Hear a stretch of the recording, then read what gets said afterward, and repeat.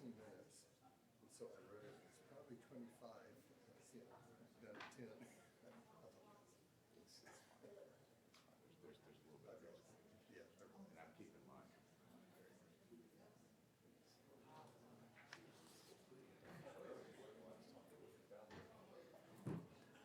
I think it's great. These are occurring. I do too. And we decided, Jamie's idea this year to do 2 more modest conferences.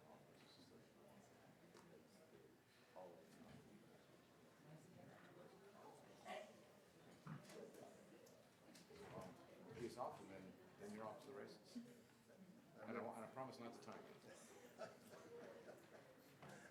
I already warned London to cut me off. I prefer being warned. I'm not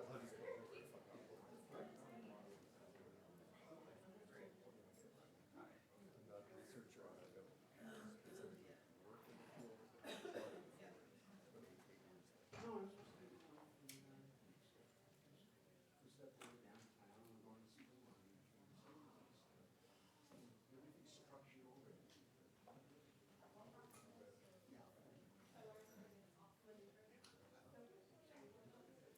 Good morning. How are you?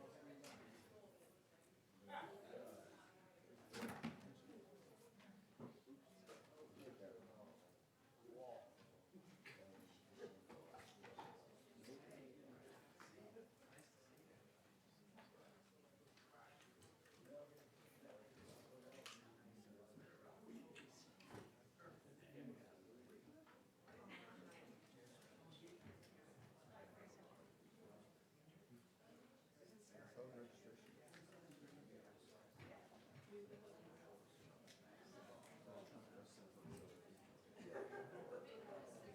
You could drop right front. It's very hard.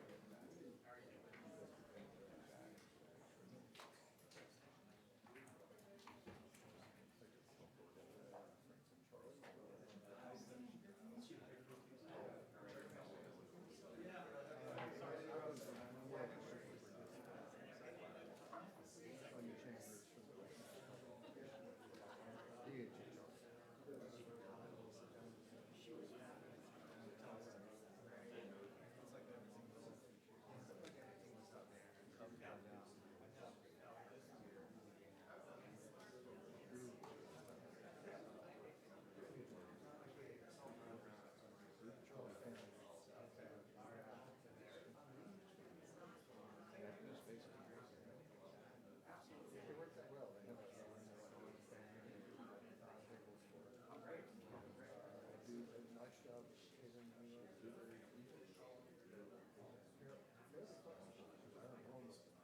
Registrations went up a lot.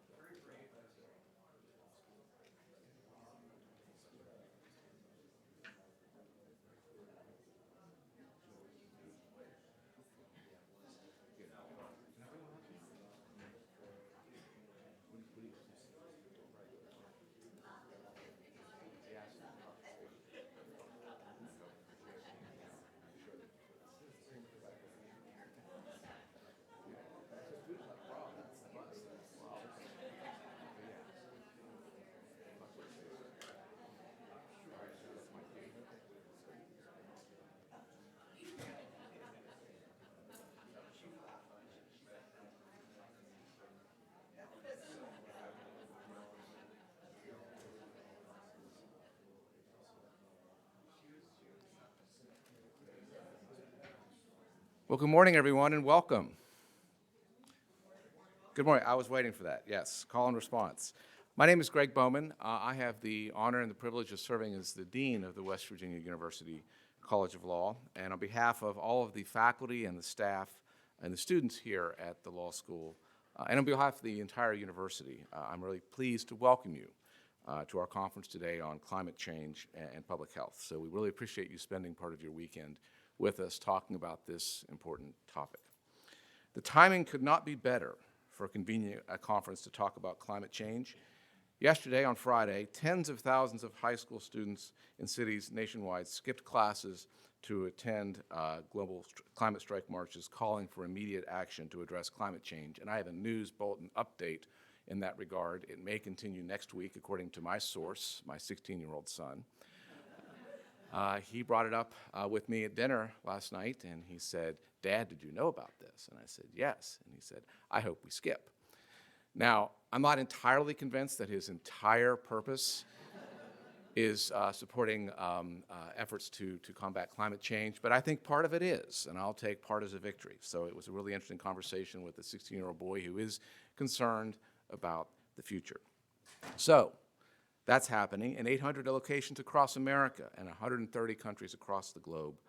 Hundreds of thousands of people have participated in global climate strikes, the biggest mass protest in the history of climate crisis. The protests are timed with the week of activism at the United Nations, including a Youth Climate Summit today, on Saturday, and a UN Climate Action Summit on Monday. So over the course of the next week, people are expected to raise concerns, make their voices heard in more than 130 countries across the globe. So it's a topic worth discussing, and there's a growing sense of urgency. Last October, the Intergovernmental Panel on Climate Change issued a special report, a warning of a climate catastrophe by 2040 without rapid and unprecedented global action. Both CNN and MSNBC have hosted climate forums with the Democratic presidential candidates. And here in West Virginia, the Longview Generating Plant just north of Morgantown is planning to become the Longview Clean Energy Center, with the proposal to add 1,200 megawatts of natural gas and 70 megawatts of solar to complement its existing 710 megawatt coal plant. Governor Justice, U.S. Senators Manchin and Capito have all talked about the Longview Clean Energy Center as representing a new all-of-the-above energy strategy in the state. So here we are this morning to talk about public health implications of climate change. We have a great lineup of speakers with representatives from the academic community, public health practitioners, and speakers from local and regional and national environmental and public health organizations. So the discussions today will address consequences of climate change on public health, ranging from the psychological effects of climate change to community heat and water security impacts. And it also will address the role of public health professionals and government agencies in developing emergency preparedness and adaptation measures. 3 organizations have partnered today to present our great program, including the Law School Center for Energy and Sustainable Development, which has been focusing on environmental and climate change issues in one way or another since 2011. Our second partner in today's conference, the Friends of Blackwater, has drawn attention to climate change issues for several years through its Allegheny Highlands Climate Change Impacts Initiative, and most recently through its creation of the West Virginia Center on Climate Change, which co-sponsored a successful conference here at the law school last fall. Our third partner is the Mid-Atlantic Regional Public Health Training Center, which provides training for the current and future public health workforce on a wide variety of public health issues, including the impacts of climate change. The training center is based out of the University of Pittsburgh, and it includes academic partners at Johns Hopkins, Drexel, and our own WVU School of Public Health. Our keynote speaker today is Dr. Bernie Goldstein, who was Dean at Pitt Public Health for several years, and he joins us as a result of the Mid-Atlantic Regional Public Health Training Center's participation in today's conference. I also want to give a big shout out at this moment to my faculty colleague, Jamie Van Nostrand, sitting here near the front, who has led our law school's Center for Energy and Sustainable Development since he joined the faculty. He is, in fact, the founding director. He was brought in to help start this important center, and the center's work here at the law school and in the state and across the nation over the past 8 years, has been the product of Jamie's work ethic and vision. So even before we start here, I want to thank Jamie for his excellent work on behalf of the state and the nation and the law school. So Jamie, thank you. Without you, our programming would not be possible. So, thank you for being here. I'm going to turn the podium over to Dr. Robert Duval from the WVU School of Public Health, who is going to start our conference today. Thank you again.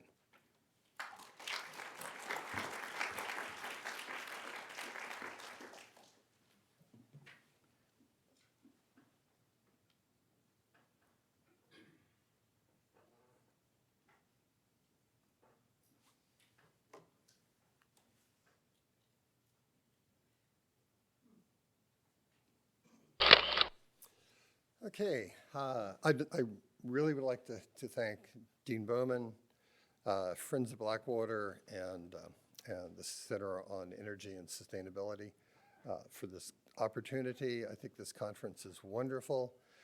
I am not at this conference because I'm either a research or practitioner. I think I'm here because I've been teaching this for a long time. I taught the university's first course in climate change in 1991, and it has become a piece of all of the classes I've taught. Last semester, I taught a course entitled Climate Change and Public Health. So this is kind of my thing in terms of teaching, and I'm researching other areas, but never that much in this. So, so let me, I am condensing down I have to figure out how the mouse works. Maybe I don't.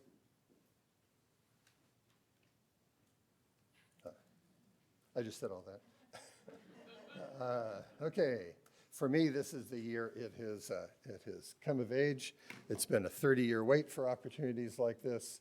And for me, public health has always been the major concern with climate change. I'm a transplant to public health from political science. I taught foreign policy, international relations, and national security policy in political science. But the transition to public health in this issue was very easy for me.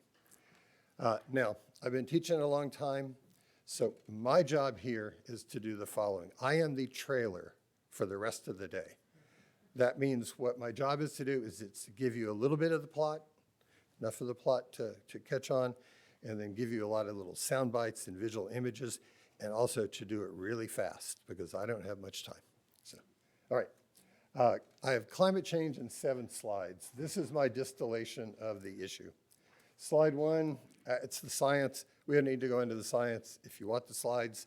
This is basically the scientific explanation of the greenhouse effect, and that little spot that says greenhouses gases is where all the problem is. This one, on the other hand, is important to pause on a moment. You've probably all seen this. This is often described as the most commonly viewed data set in the world. This is the Mauna Loa CO2 data, starting at about 312 parts per million back in 1958. It was 415 parts per million in May. Now, the reason I like to point out this slide is I want you to look at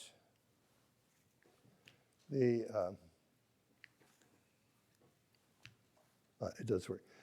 The little sawtooth edge, that is the seasonal variation in CO2 between winter and summer.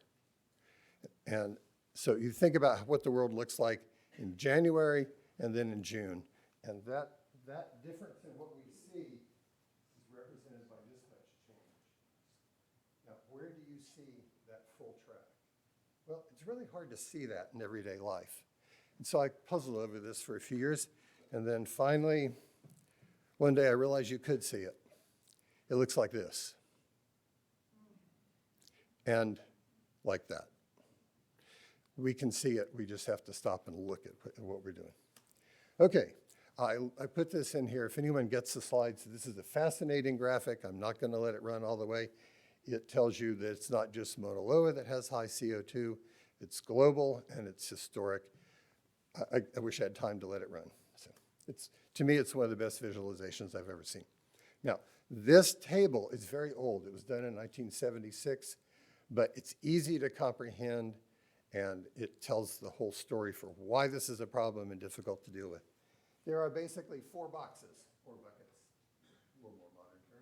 4 boxes where carbon resides in the Earth. The atmosphere is the long box at the top.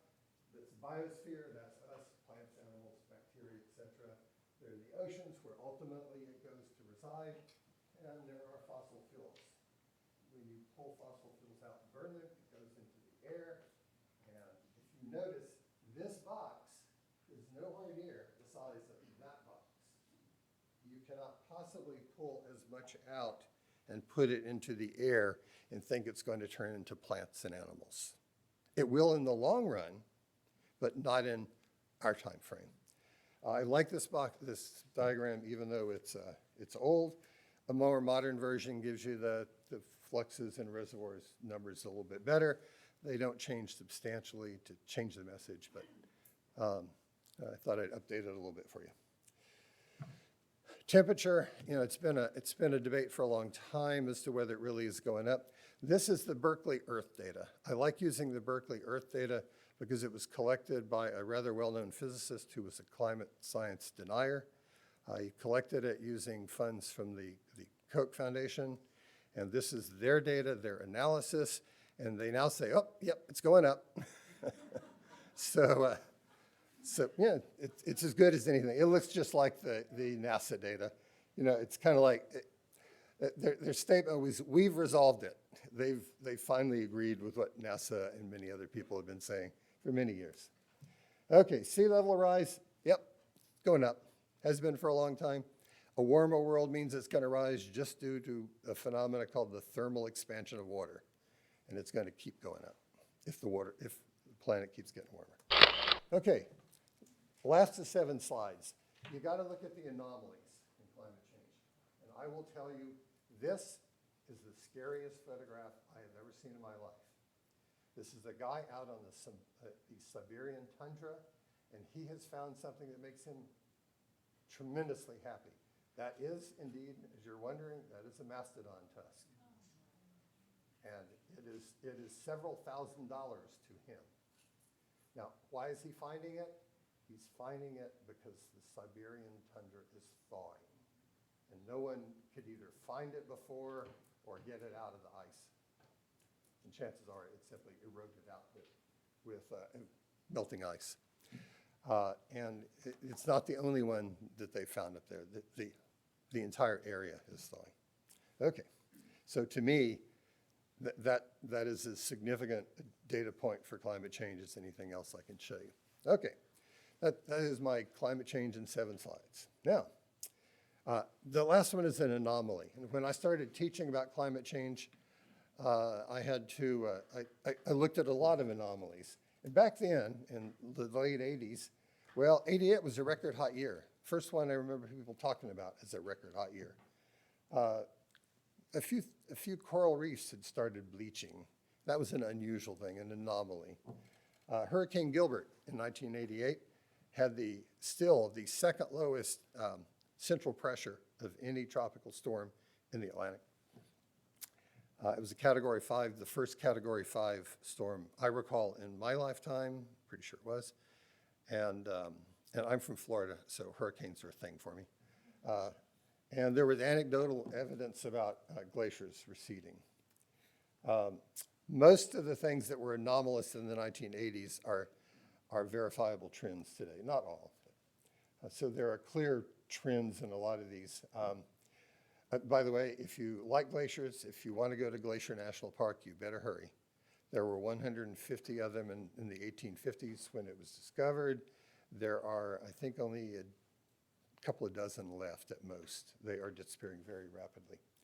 And I will also point out that Greenland now has market value. Not considered valuable real estate, but President Trump is onto something in terms of I put the Great Barrier Reef in here because that's coral reef bleaching. The Great Barrier Reef is the only single living entity on the planet that can be seen from space, and it's dying. So, okay. So, public health and climate change. That's my thing here. A lot of direct consequences of heat. Heat will be a big problem. You can't work outside in the heat anywhere near as long. Hopefully we'll hear some things about that, but there's a lot to say. I put this on here because this is September 1st, 2017. The city of San Francisco, can I find it right up here, had its all-time record hot day, hit 106. If you've been to San Francisco, 106 is not something you would expect to see in San Francisco. I like this particularly because on September 1st in 2017 in the afternoon, that was my day to go visit Chinatown. And so I was out in the heat for an hour, and I'm from Florida. I usually don't mind the heat. And after an hour of walking around Chinatown, I said, that's it. And I did what all the rest of us would do at that point. I went back to the hotel room and I turned up my air conditioner. That is called a positive feedback loop. As the world gets warmer, we'll crank up our ICs to handle it more, therefore consuming more fossil fuel and more coal. So keep that in mind. Okay, food security, food access. This is a very important one for public health. And my picture here is not of the United States. This is the Nile Delta. The Nile Delta grows 60% of Egypt's agricultural production with a 1 meter rise in sea level, which is almost guaranteed. How did that happen? With a 1 meter rise in sea level, which is almost guaranteed, Egypt will lose its agricultural production, the majority of its agricultural production. There are 80 million people who live in Egypt. They will have to acquire food from someplace or starve, which means their government and other entities will be trying to purchase it on the market. So your food prices will go up substantially when things like this happen. So food security, food access is a real issue. Emerging zoonotic diseases, you've probably seen the Ebola virus there. Ebola spreads because of changes in the ecosystem there. Bats say, oh, we can't live here anymore. Where can we go? So they went to West Africa.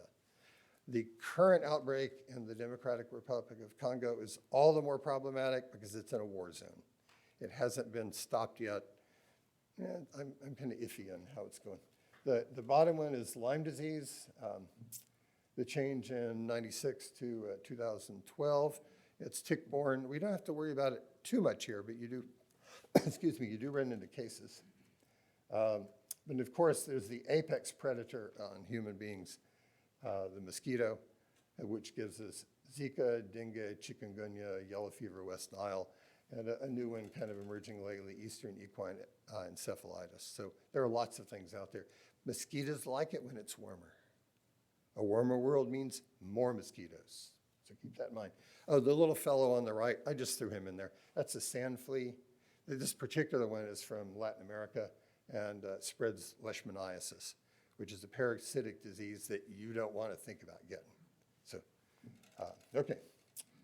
I had to put this one in. You know, the birds are disappearing, and I mentioned Lyme disease, which is a tick-borne disease. And so we've traded birds in for ticks. This little fellow has about 500 ticks on him. So my thought for you on this is, look, when snakes are plagued by ticks, we've reached the end of days. Just saying. Okay, coastal inundation, migration, big problem. We are not the only people that talk about walls. President Trump does not mention this wall. This wall is between India and Bangladesh. It is 2,500 miles long. Keep in mind that Bangladesh was provided to us as a country by Typhoon Bola in 1970. There will be more. Ecosystem habitat loss. We are in the sixth major extinction event. There have been a lot. The passenger pigeon is no longer with us. It was the most numerous bird on Earth. It no longer is. In the 1880s, in 1600, there were 60 million bison in the United States. In 1880, there were 581 left. Fortunately, they've recovered substantially. If you want to know what killed the bison, this picture says it all. Okay. Oh, and this guy knows what's happening. He's endangered lemur from Madagascar, where, by the way, they have plague. So, okay.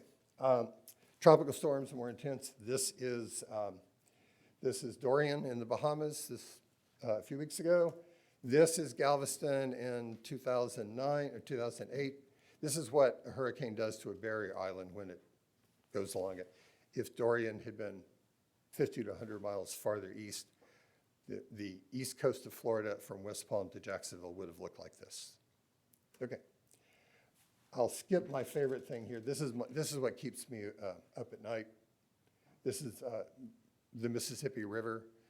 This is an almost failure of the flood control structure there. that was built after the flood of 1927. And if you get the slides from me, you can click on the link for an Easter egg in this. Okay. Oh, it's going to play. I didn't mean for that to happen. It's When the Levee Breaks by Led Zeppelin, a song written about that.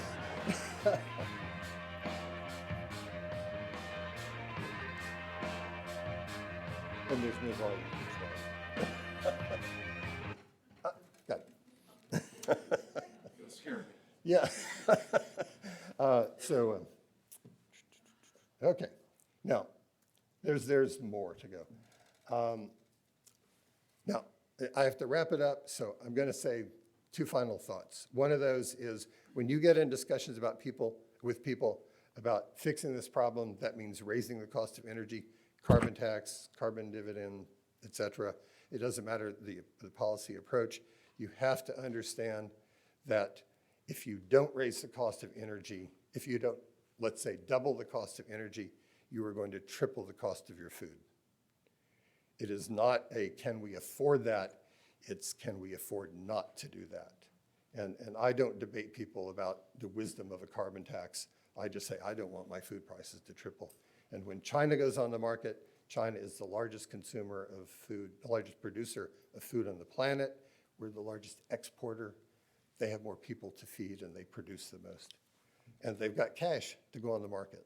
So, okay. I could say a lot more. There are plenty of places we will pay for climate change. Our taxes are one significant one. And every time a hurricane hits, they got to replace the stuff that got broken. Okay. Just say no will not work. Our use of carbon is, it's an addiction and it's an economic transaction.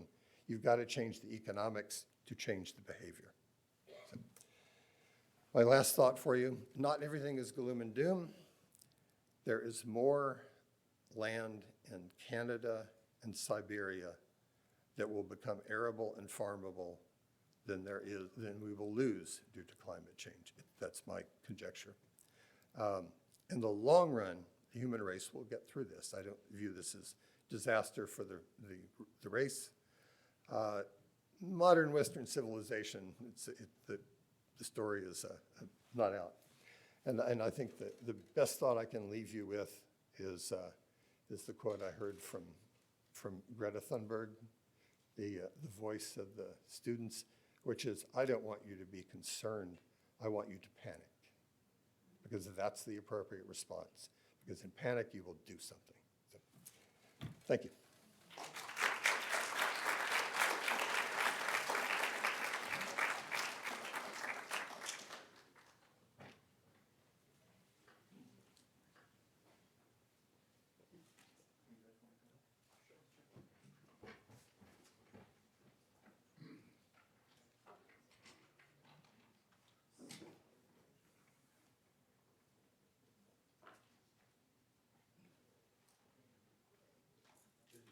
Hello, I'm Tom Rod, and I'm with the group Friends of Blackwater, and it's a great honor to be here. The place I graduated from in 1982, and sat out there and got briefed by somebody about what I was getting into. I didn't know that this is very exciting, of course, to be back here and to thank you so much to the law school, to the dean, and to Jamie Van Nostrand for facilitating this and for just taking a great leadership role on all kinds of energy and sustainability issues here. And thanks to the wonderful people at the long-named Center on Public Health in Pittsburgh, which I'd have to read it out to you, but Elizabeth Van Nostrand from that group has partnered with Jamie in finding speakers for this program. And just we're wonderfully grateful to them, of course. And my wife, Judy, who runs Friends of Blackwater, told me she said, say something to put it in context, but I think it's sort of in context. I'll just say one thing. We started working on climate change issues at Friends of Blackwater, which works in the Allegheny Highlands, down in Tucker County and Pocahontas County and Greenbrier County in the highest mountains of West Virginia, Because it turned out that while we were working on land protection issues and stream protection issues and improving habitat and for the cool weather creatures down there, what became pretty clear is that by far the biggest threat to them was the heating of the planet and the destruction of their habitat. And no matter what was done, if that was not arrested, species like the brook trout, the state fish of West Virginia, were going to be essentially extinct.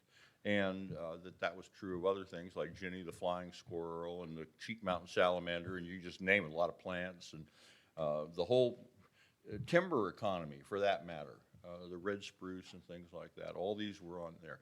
So we decided to start working on climate change, and sooner it became that the question is a big one, it's a global one as well, and that solutions are an important part of the problem. And we've done a number of programs and been very happy to see the participation by a lot of people in them. So it's great to be here, and thank you all for being here. I'm going to moderate this panel, and then I'm going to shut up. Should we start with you? You up to that, Daniel? Sure. If you have questions, the protocol is to write them out on a card, and somebody will, one of these folks will collect them and bring them down here. Just raise your hand, somebody will come to you and write down your question.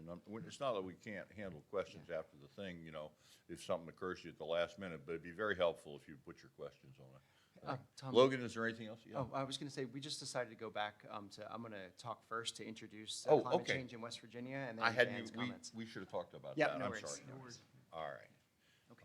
All right. Logan, is there anything else I need to say? I want to recognize Logan Thorne, who's working for Friends of Blackwater, organizing the West Virginia Center on Climate Change. And there's another fella named Sean Coffers, who's from Morgantown, who's out there at our table. And he's taking pictures today to post on the internet, Instagram and Facebook and all that stuff. And it would be wonderful if he sticks his camera in your face for you to give him a big smile and do that. Okay. All right, go ahead. Professor Nick Zegre runs a wonderful lab here in Morgantown, has a lot of enthusiastic students, and has been working on hydrology and climate change in the highlands for a good long time. And he, according to his biography, he has a fuzzy line between play and profession, and I think that's great. I support that. Great. Thank you very much, Give Tom. Nick a hand. And I'd like to also start with thanking Logan for the invitation to present here. I think this is really exciting. And I think it's a really exciting time in West Virginia where there's evolving public discourse around climate change. And now the only thing to do is act. So the title of my talk is Public Health, Water Security, and Climate Change, a West Virginia Perspective. I have a question for the audience. Raise your hand if you live here in West Virginia. Okay, so it looks like most people do. How many here are public health practitioners? Couple of folks, okay. And how many of you are concerned citizens, and that's why you're here? And then finally, if you're bold enough to say it, you're bold enough to recognize it, how many of you deny that climate change is happening? Okay, great. I just was curious about the audience. So this presentation, the goal of this presentation and why I intercepted Tom earlier was to provide the context of what climate change is, what climate change means here in West Virginia in terms of how the future can look, critically why it matters, and then what the state of our water security is here in West Virginia. Bob gave a great overview of climate change and the public health issues related to climate change, and the really curious thing about that is all of the emerging public health issues are related to the balance between air temperature and water, and hence I'm a hydrologist, so I thought it'd be a great place to start this conference to actually talk about what it means, what's going on here.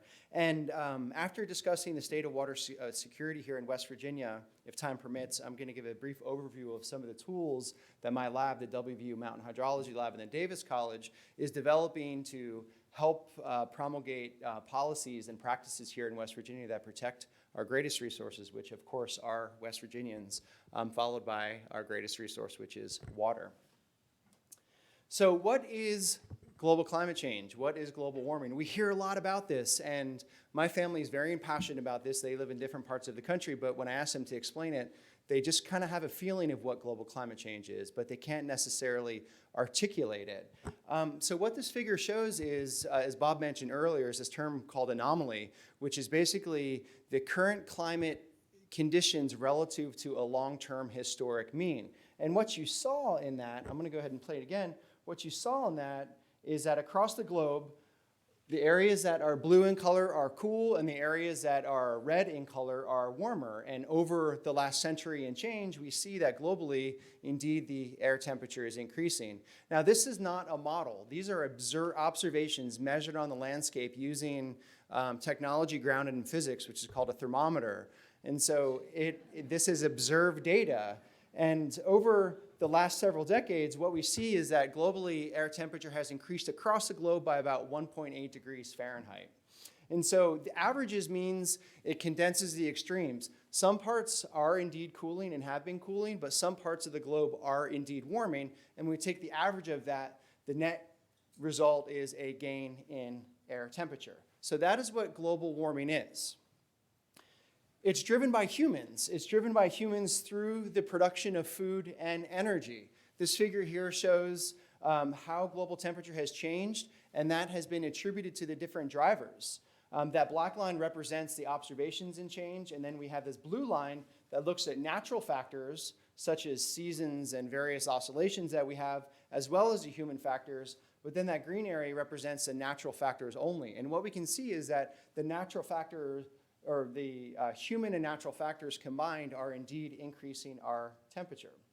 And all of the models are showing that the trends are expected to continue to warm. This figure shows a range of different scenarios with the IPCC puts together to provide decision makers with information about what the future could look like. And regardless of what scenario we're looking at, we're basically seeing an increasing change in temperature, anywhere from a couple of degrees to upwards of 10 degrees Fahrenheit. And this is largely driven by the global population. And similar to what Bob said earlier, this is a positive feedback loop where we provide more food for people across the planet, we provide more opportunity, but then there's also the need for providing more energy and more food under the current expectation. Now, it's really important to recognize that there is no crystal ball for us to predict exactly what the future is going to be, but fortunately we have science. Science is what's given us everything from immunizations, which shouldn't be a controversial topic, to the internet, to life-saving practices that allow all of us to live the quality of life that we have. There is no crystal ball. So what we do is we use this information on what the future could look like to put bounds around our certainty of what is going to happen. And this is basically what we call an envelope for decision making. So this figure here shows these different scenarios, starting with RCP 2.6 at the bottom up to RCP 8.5. And these models are based on, or these projections are based on scientists all around the globe that are modeling how people interact with the natural systems, such as the atmosphere, such as the oceans, such as the terrestrial land surface, as well as the economics, as well as population changes to produce these. And so it's really critical to understand that no single scenario represents exactly what is going to happen in the future. But as scientists, what we do is we use this to say we are very confident in the future is going to look somewhere between here and there. And so when we do that, what we can see is that our decision making, the decisions that humans make, has a very real impact on what the future could look like. Currently, the CO2 concentration is around 410 parts per million in the atmosphere. And again, that is translated to about a 1.8 degree increase in temperature. Under the RCP 8.5, which used to be called the worst case scenario, which is actually business as usual, which is also the trajectory that we're going, atmospheric carbon dioxide is projected to increase by about 1,300 parts per million. And that's going to translate to about 5 to 10 degrees Fahrenheit change in different parts of the globe. If we work together as a globe, if we have global consensus, and we stabilize CO2 by mid-21st century, we're looking at a part per million of about 650 of our atmospheric carbon dioxide. And this is going to translate to about 2 to 4 degrees Fahrenheit change. So why does this matter? This matters for lots of reasons. There's a litany of reasons up here, and Bob mentioned some earlier. In this talk, we're primarily going to think about flooding and with respect to vulnerability of West Virginians. In my lab, the Mountain Hydrology Lab, we're looking at everything from ecosystem health, pollution, food security, and critically supply chains, which is something else Bob also mentioned, because our entire economy requires water to produce the goods and services that give us the quality of life that we have. So my lab is doing all of this, and I'll just put a plug. If you or your community or your organization that you represented is interested in having any presentations related to these topics, I'm happy to provide those presentations as well as my colleagues.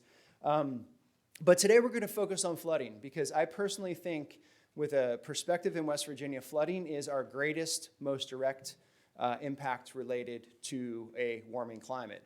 Other critical ones are water pollution, and if I had an hour or two, I would also talk about pollution here. And then critically is water scarcity, which is another critical issue, which impacts not only our supply chain, but also water quality. But because I only have 25 minutes, which I'm probably already going to exceed, we're just going to talk about flooding, but I'm happy to answer any questions during the panel related to that.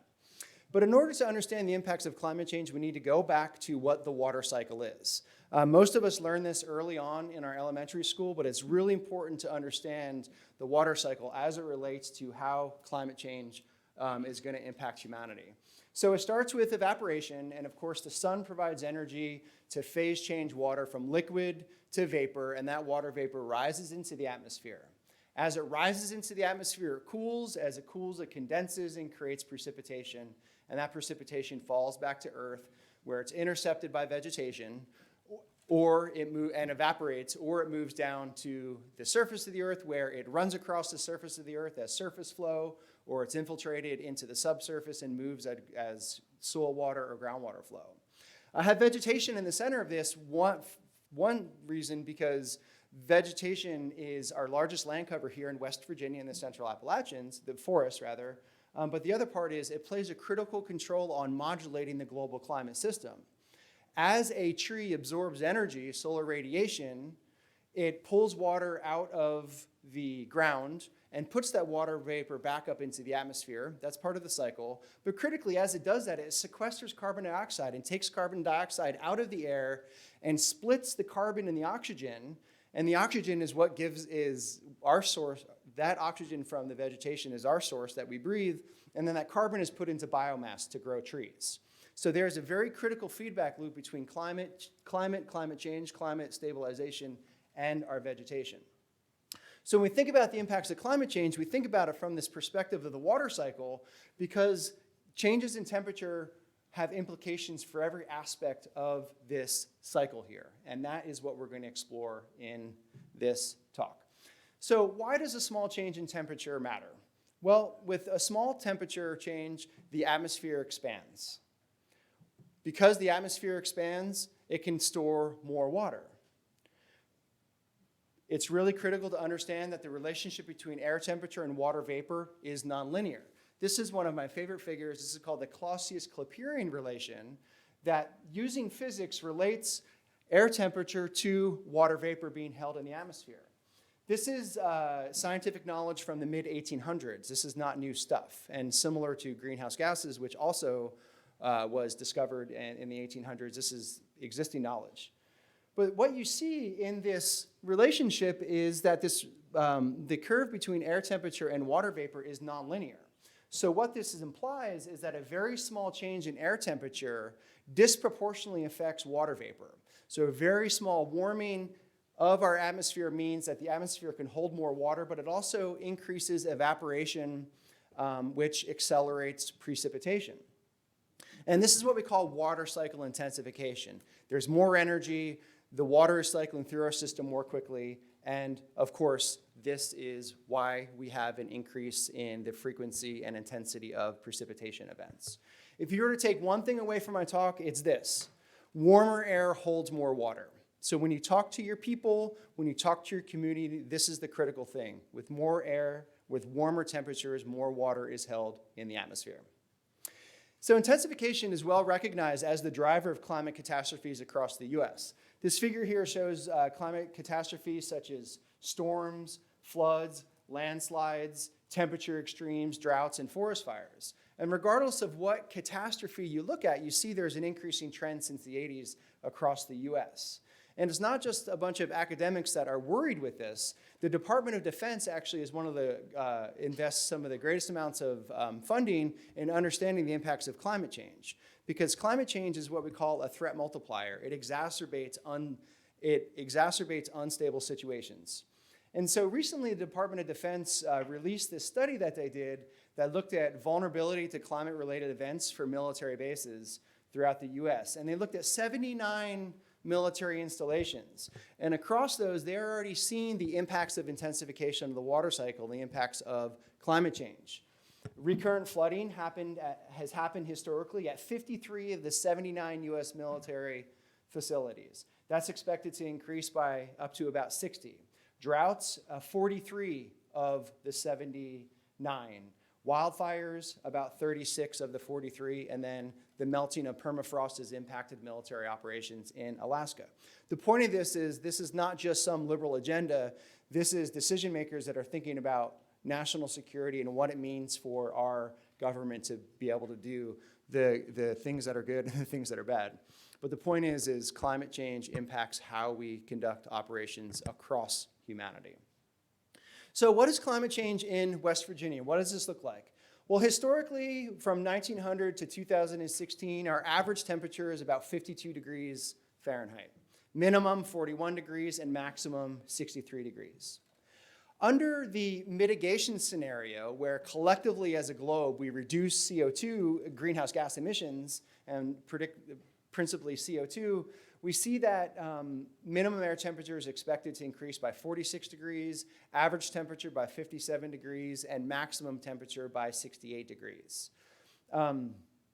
Under the business as usual, where we're headed, we're looking at a minimum increase of 50, mean annual temperature of 62 degrees, and a maximum temperature of 73 degrees. The take home of this is, regardless of the scenario that we look at, we are headed towards more warming, and this has very real implications for West Virginia. Going back to the water cycle, what does that warming mean for precipitation? Well, it means more precipitation. My lab generated a high-resolution data set for the entire eastern US to study the importance of Appalachian water resources for the nation. And what we see is under the increasing scenario, which is business as usual, precipitation is expected to increase as much as 15% in the north and decrease as much as 15% in the south. If we get our act together and we have global consensus on mitigating greenhouse gases, then we see less drastic changes, very minimal changes in West Virginia, still upwards of 5% throughout the area. But where this matters is not the long-term trends, but when we start thinking about the day-to-day variability. This figure shows the mean annual precipitation throughout a year and what it could look like at the latter half of the 21st century, 2075 to 2100. That black line represents our historic daily precipitation throughout the year, and the x-axis is the days in the year, 365 days in the year. And so what we see, regardless if we're talking about stabilizing atmospheric CO2 or if we continue to increase through business as usual, we are expected rather large increases in precipitation at a daily scale. But the other thing you should see here is not just increases in the extremes around precipitation, but critically there's increasing variability. And life as we know it now in 2019 is based on last century's understanding of how the climate system works. All of our infrastructure, our water treatment facilities, our bridges, our dams, our culverts are based on last century's understanding of what's going on with climate. So as we increase the variability of precipitation, we increase the uncertainty of how our governments are supposed to protect the people with the provisioning of food, energy, and water, which are all related to water resources. So now water. Water is the foundation, and this is often absent from our conversations from a day-to-day perspective, but water is needed, of course, for drinking water, but water is needed in every aspect of the production of goods and services that we rely on to give us our quality of life.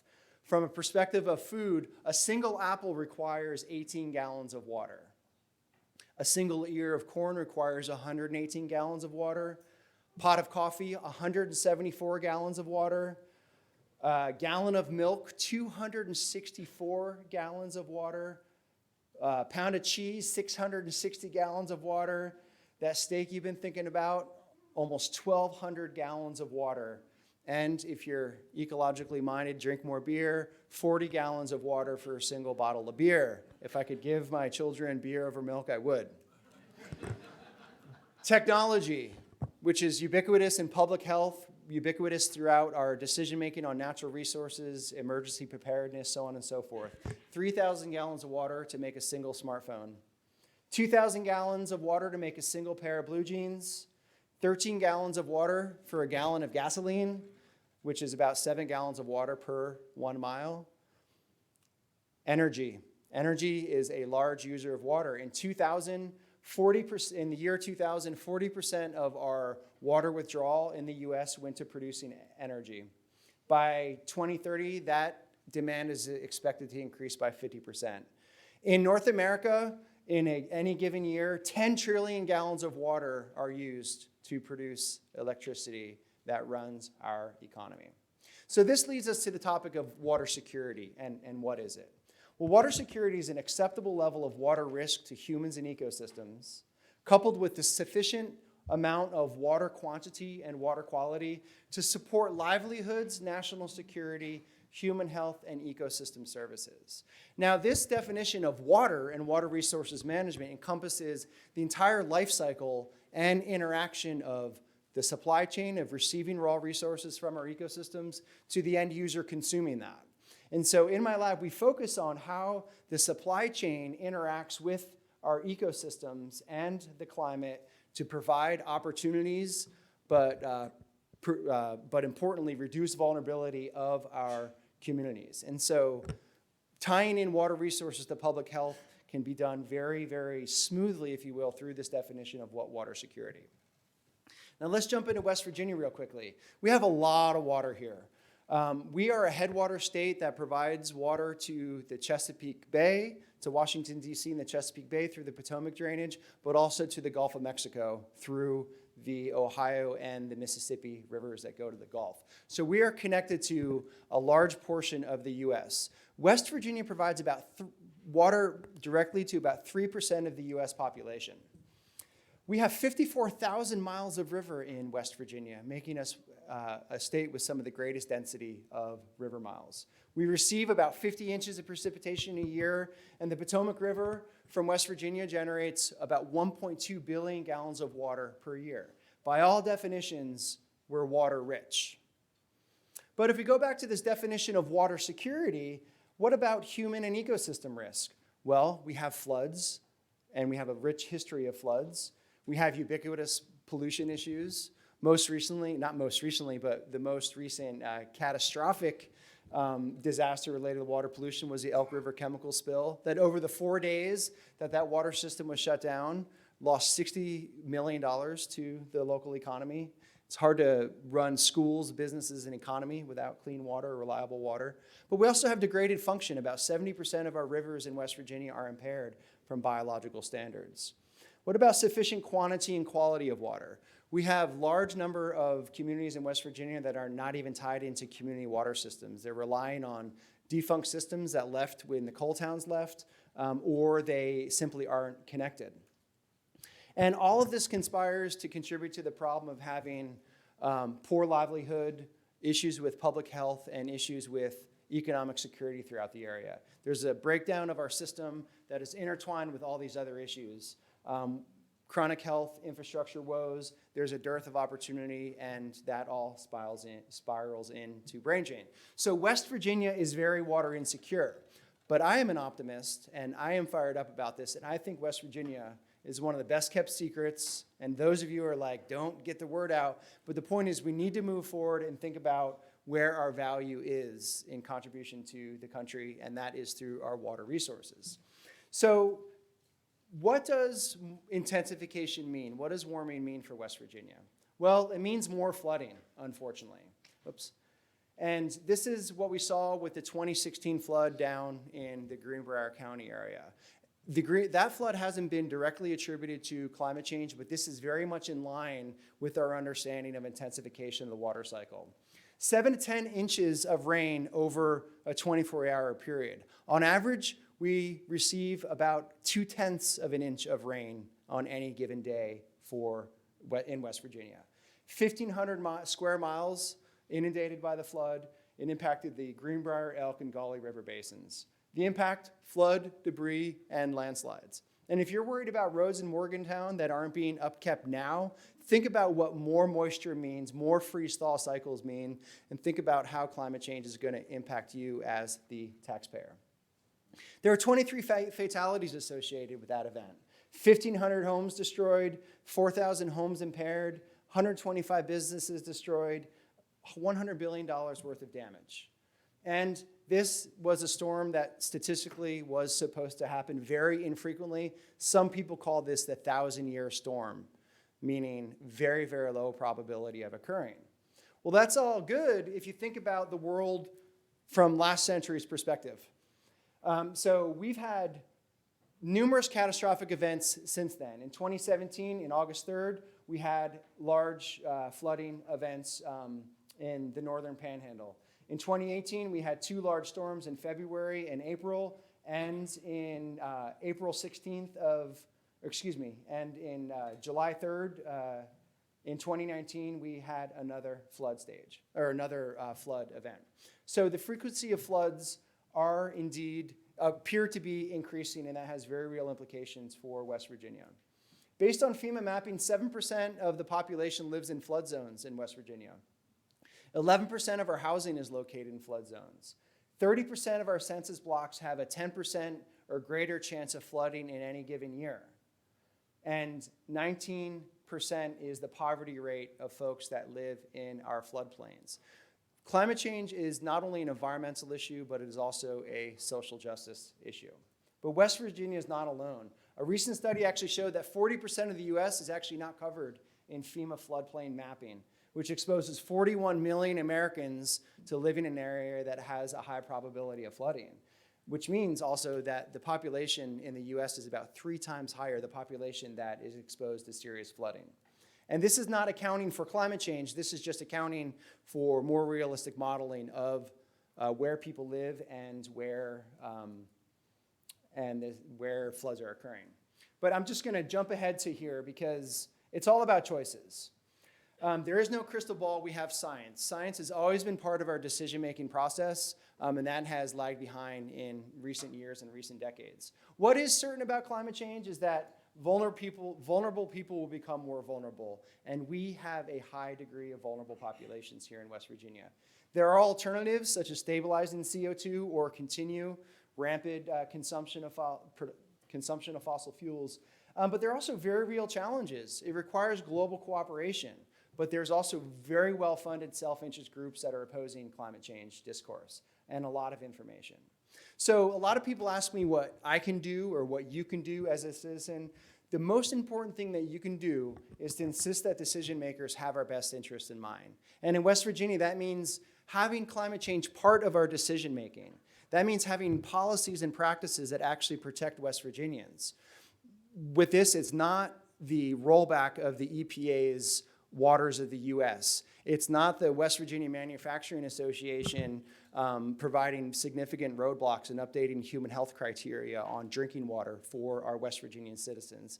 And critically, it requires us demanding just transitions to ensure that no West Virginia is left behind as we move forward away from fossil fuels. So I'm just going to leave this up here. I'm sure I'm over my time, but we've provided numerous tools and in the process of providing numerous tools and information that citizens, that business owners, that decision makers, that organizations can use to understand climate change.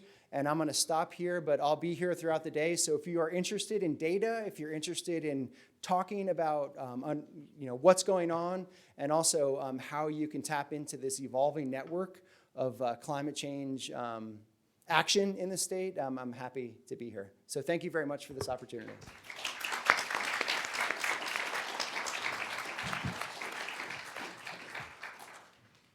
So if you got a question, put it on a card and raise it up, and we'll get to it after the talk. I printed out a bit of a resume for Daniel Barnett. It's always touching to think about all the many hours that people have to spend to get things like college degrees and Ph.D.s and M.D.s and masters in public health, and to see that all sort of crystallize here in a few minutes, it's really exciting. But as you can imagine, he's another one of these people who's put in those kinds of hours. He's an associate professor at Department of Environmental Health Sciences, Johns Hopkins, Bloomberg School of Public Health. You probably aren't going to talk about yourself like this, so I'm going to do just a little bit. He has a joint appointment at the Department of Health Policy and Management and is on the core faculty of the Office of Public Health Practice and Training, and he is an MD. A doctor. Son, he's a doctor. That's good. He's a catch. I don't know if he's single though. His research interests include evidence-based. I have a kid who's a doctor, and I know the kind of long hours that they have to put mastering a lot of stuff, and it's very impressive. We appreciate your being here. And his master's of public health was at Johns Hopkins, and he's a graduate of Johns Hopkins General Preventive Medicine. So if you have something that's itching right now, and you want him to take a look at that, I'm sure he could dig back into his training and see him after the talk. Or you could put it on a card, and I'll ask. It's very exciting. Medicine is in many ways one of the great applied science, and it's something we all look to for the truth. No BS. We don't want advocates in the medical field for some things, but on the other hand, public health is a whole different way of looking at the medical questions, and I think it'll be enlightening to hear this from him. So please welcome Daniel Barnett. Thank you. Well, thank you, Thomas, for that very thorough introduction. It's a pleasure to be here today. I want to thank all the conference hosts, and particular thanks also to Jamie and Elizabeth for inviting me. Thank you very much. So I'm going to talk about a different aspect of the climate change picture, which actually I think segues appropriately from Robert's and Nicolas's presentations. Specifically, I'm going to talk about what do public health agencies do in the face of an ever-increasing array and severity of threats related to climate change.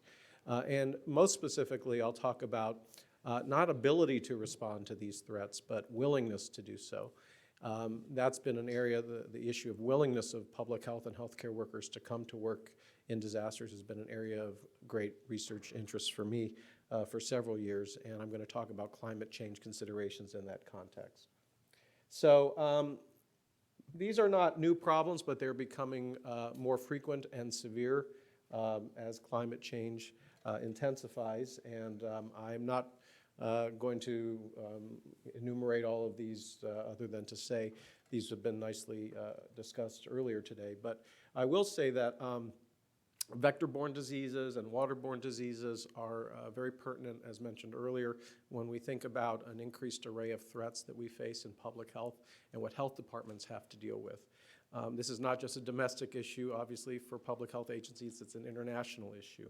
So as we have thriving, for example, vector-borne diseases at different altitudes now because of global warming, we have new exposures to previously immunologically susceptible populations. And so we have new vulnerabilities in the face of new hazards, and that's a very concerning recipe. Also with waterborne diseases, when there's flooding, that's also a wonderful breeding ground for vector-borne illnesses with mosquitoes and other vector-borne organisms. So, and as drought occurs, we have higher concentrations of microbes in drinking water. So this is a problem across the board in public health when we think about all of these threats. And I'm going to specifically hone in on how this intersects with public health agencies. This is a term which I'm relieved to say I did not come up with because it's an oxymoron. It's called the disaster life cycle, but it is a term in use. And the way this maps on more or less to climate change considerations is that at the top you have prevention and, oops, I knew I would do something like, oh good, that's really reassuring. So at the top is prevention and mitigation, and that mitigation does not mean the same thing as it does in the context of when we talk about climate change mitigation. But ideally it means preventing an event in the first place. But the next phase I'm going to talk about is preparedness. And preparedness is its own cycle of planning, training, exercise, and evaluating to deal with an array of threats. Historically, preparedness training at health departments in the US, I'm glad we have someone from NACCHO here actually, which is very exciting. And we do a lot of training at health departments. Involves training public health agencies, for example, on the kinds of threats that are emerging, doing drills and exercises, testing how we did on those drills and exercises, recording them through after-action reports, and doing a whole other cycle again. So this is an ongoing continuous quality improvement cycle. Response is when you see Anderson Cooper on TV, you're looking at the response phase. I don't mean to be flip, but that's the reality. The media does typically cover response to disasters, unfortunately, much more than it does this last phase, which is recovery. And recovery involves months to decades following an event. So how often do we hear any more about Zika? Not too much. So long after these events have sort of left the news cycle, these communities will be dealing with this for at least a few generations, as based on the devastating neurological impacts that it has had on newborns. So this is the whole disaster life cycle, and I'm going to particularly focus on the response phase in my talk. So that closely maps on, or most closely maps onto the adaptation, if we're talking in climate change terminology. What are we doing to address this ever-broadening array of threats from climate change in terms of the human response to it? So this is a very useful slide. I'll just briefly highlight it. This comes from the Institute of Medicine, and it's what's called the Public Health Emergency Preparedness System. It's a hub and spokes diagram, and at the hub is what we call governmental public health infrastructure. The problem with this being the hub of the system, as those of you who work with and in health departments know, public health is underfunded, under-resourced, and it's really a fragile hub of a very fragile system. So we have other actors within the system, hospitals, law enforcement and public safety, the private sector, the media, which is either our best friend or worst enemy in a crisis, often the latter, academia, and communities. So what's exciting for me, among other things about being here, is the opportunity to present topics that intersect with so many aspects of climate change and these various stakeholder entities. So I've already talked about some of the funding challenges that the public health agencies face. I'm going to highlight two aspects today in the rest of my talk, which are the mental health aspects of climate change as it affects people who are on the front lines, those who are in hospitals and in public health agencies who are asked to respond to these threats. And the reality of the public health workforce, just by way of brief background, the median age of public health workers in the US is nearing toward retirement age. So they did not sign up for this when they joined health departments back in the day. So the notion of the 9-to-5 health department is extinct for all intents and purposes, but the cultural change in health departments requires this new understanding that there has to be 24/7 agility to respond to threats at any time of day. And that requires organizational culture change in health departments and hospitals too. Willingness to respond is what I'm going to focus on the rest of the time, and I'll be happy to answer questions throughout or afterwards as well. So several years ago, colleagues and I put together I promise this is my only Venn diagram of the presentation, but a Venn diagram using the catchphrase ready, willing, and able. And there are specific definitions of this Venn diagram when it comes to climate change and response to it among public health responders. Readiness means, at the most basic level, do you have a personal and family preparedness kit? And that is a very big problem in the US and across the world. Rates of personal and family preparedness kits are abysmal. And we've actually done research, my colleagues and I at Hopkins, and have looked at rates of personal and family preparedness kit making among public health workers. It turns out that we found that about 2/3 of employees at health departments that we've surveyed have dependents on their care, but only 1/3 have a kit. So there's this personal and family preparedness disconnect. And that's very relevant when we think about climate change. I should also mention that, just parenthetically, several years ago, actually 5 years ago, we did a training, a CDC-funded training called Think Inside the Box. I did not come up with that clever name, but it was with local health departments in West Virginia. So some of you may know Kathy Slemp and Sieber Jenkins, those of you from West Virginia. So we worked with them to conduct this personal preparedness training for public health workers, because we found that if you have a personal preparedness kit, you are more willing to come to work because you know your family is being kept as safe as possible, making you more comfortable to do your job. So readiness is at the household level. It's also at the institutional level. It's at the community, state level, and expanding circles. So, and it means infrastructure too. Do we have roads that are passable in flooding situations, and what alternate routes would we have, and so on? What are our infrastructural vulnerabilities? Ability is what it sounds like. The idea is that if you train someone how to look at anthrax under a microscope, you are doing exactly that. But does that necessarily mean that they will be willing to look at anthrax under a microscope?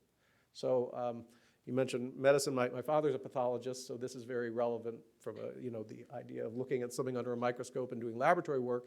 Public health has a critical role to play in laboratory response too. And so the idea here is, are public health workers willing to come to work in the face of an ever-broadening array of threats from climate change? That's the crux of the rest of the talk. So we built on work by Paul Slovic, who's at University of Oregon, who's looked at how people perceive risk.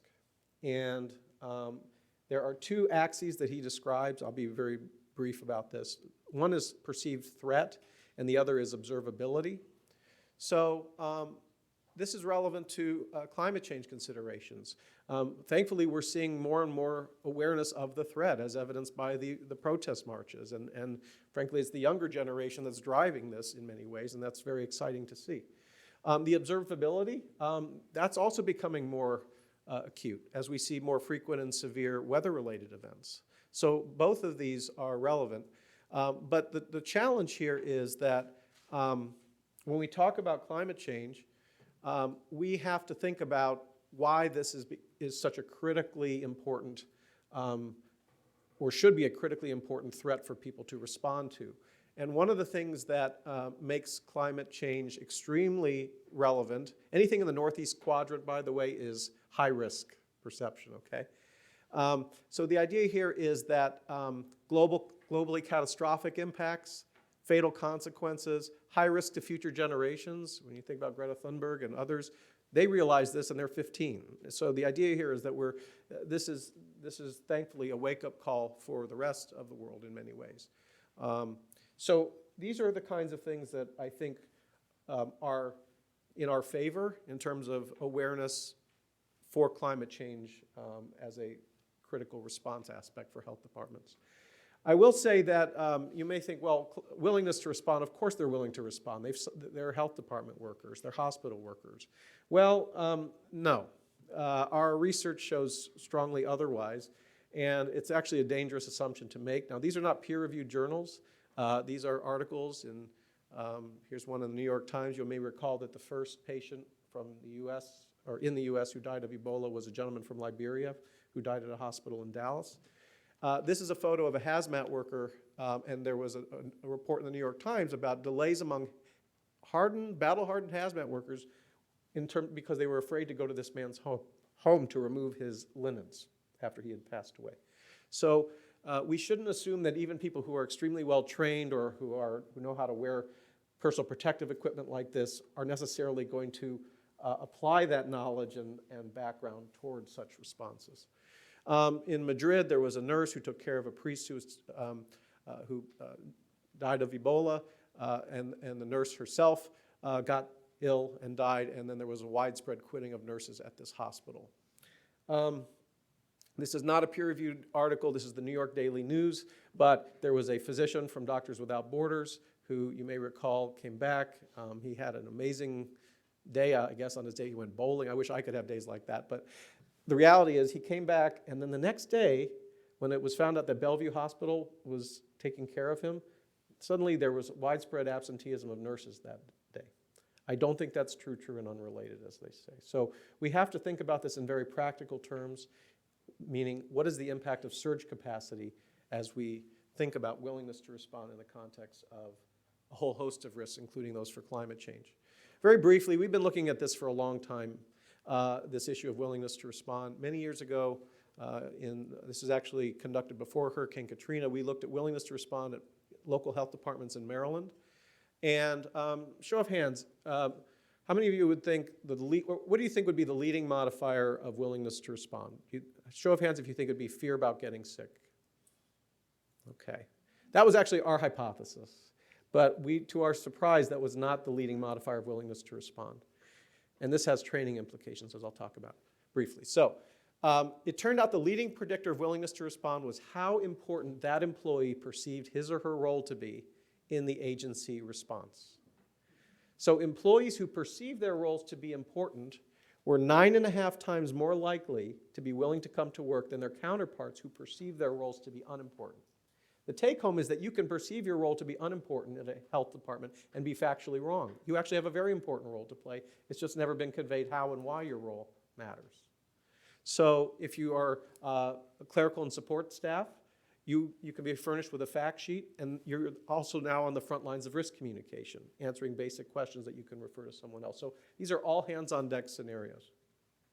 So just moving rather quickly, I'm going to focus on the top 2 scenarios. If you look at the third bullet here, we talk about all hazards. But when we think about climate change, I'm going to focus on weather-related disaster and pandemics. And the reality is that we need to think about these because we're looking not only at weather-related events, but also infectious disease events. I will walk in record time through this model. This is dizzying even for me, and it's not just because I'm craning my neck. I'm mindful of this. So this is called, very briefly, the extended parallel process model, and the way it works like this. How many of you have seen the commercials, or this is your brain on drugs? Okay. So that's based on, this model is based on that. The idea is a fear appeal campaign. Now, the idea is that if I'm going to convince you, let's say I'm trying to get you to make a personal and family preparedness kit. I will not take a straw poll of who has one. You can live with your own conscience if you don't. I'm kidding. But the reality is that the first step, if I'm going to get someone to make a personal family preparedness kit according to this model, is I need to convince that person that there's a threat worth making a kit for. So if I'm in West Virginia and I'm saying you should make a preparedness kit for flooding event, that's a starter, right? Because that's actually happened and happens frequently in West Virginia. If I'm in Miami, Florida, and I say you need to make a personal preparedness kit for snowstorms, that's a non-starter. So it's very population specific and geographically specific. Now, the reality is the model says that if I can't convince someone of the legitimacy of the threat, they will disregard the message and not make a kit. The snowstorm in Miami scenario. Okay? So I have to make it relevant. If I convince them of the threat, my job is not yet done. I have to convince them of something called efficacy. There are 2 parts. I'll be brief. Self-efficacy means confidence that I can put a kit together. I know what goes in it. And something called response efficacy, which means that if I make a kit, I feel it'll keep me safer. Otherwise, why would I spend money to do it? The model says that if I frighten you, but I can't convince you of the efficacy, you will engage in magical thinking, including denial or avoidance. You'll say, well, I've weathered that storm before. The infectious diseases has skirted my county or will skirt my county, just non-scientific based thinking. That results, by the way, in message rejection. The bottom line is, if I had to pick one profile, based on our research, not I could pick, based on our research, if you could pick one profile of a public health or healthcare worker who's most likely to come to work in the face of ever-increasing threats from climate change, it's what we call the high threat, high efficacy profile, which we also call concerned and confident. Concerned about the threats that climate change poses, and confident that they know what their roles are and how they matter in a health department. So threat and efficacy matter. Now, there's one of my favorite expressions is that all models are wrong and some are useful. And that's true here. So the model predicts if I can't convince someone of the threat, game over. Actually, we found through our research, and this applies to training, we asked these questions in our survey. The actual truth is that even if I can't convince someone of the threat, if I can convince them of the efficacy piece, that they know what to do, they know how they fit into the response, and they feel that they matter in doing so, even if I can't convince them that the threat's going to happen, I'm well along the way of boosting their willingness to respond. In other words, efficacy weighs more than threat. Does that make sense? Okay. So we've looked, and this is some cohorts, we've looked at a lot of other cohorts, including Medical Reserve Corps volunteers and the like, but I'll focus on two of them, hospital workers and public health workers. This is from CDC-funded work that we've done. And I mentioned already that perceived efficacy outweighs perceived threat. That's a good piece of news, as I mentioned. We did a study at Johns Hopkins Hospital. I guess this is being recorded, but that's all right. I'll just go for it. We got an 18.4% survey response rate. And that is not a publishable response rate. However, we did a non-response bias analysis, and we found, using the survey, that the 82 roughly percent who didn't answer the survey were not demographically different than the 18% who did. The part that I'm going to mention is that this was the highest survey response rate apparently ever to a Hopkins Hospital survey. So that's it. Okay, but you can delete that if there's an editor in the room. This matters in terms of organizational expectations as we think about climate change and increasing severity and frequency of major events.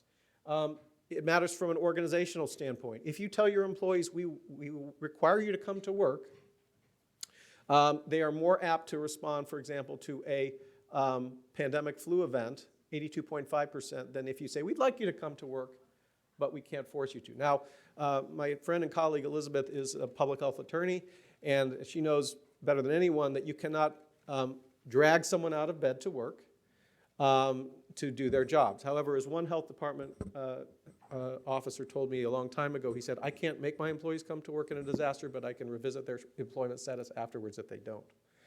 So there is a stick approach that is viable.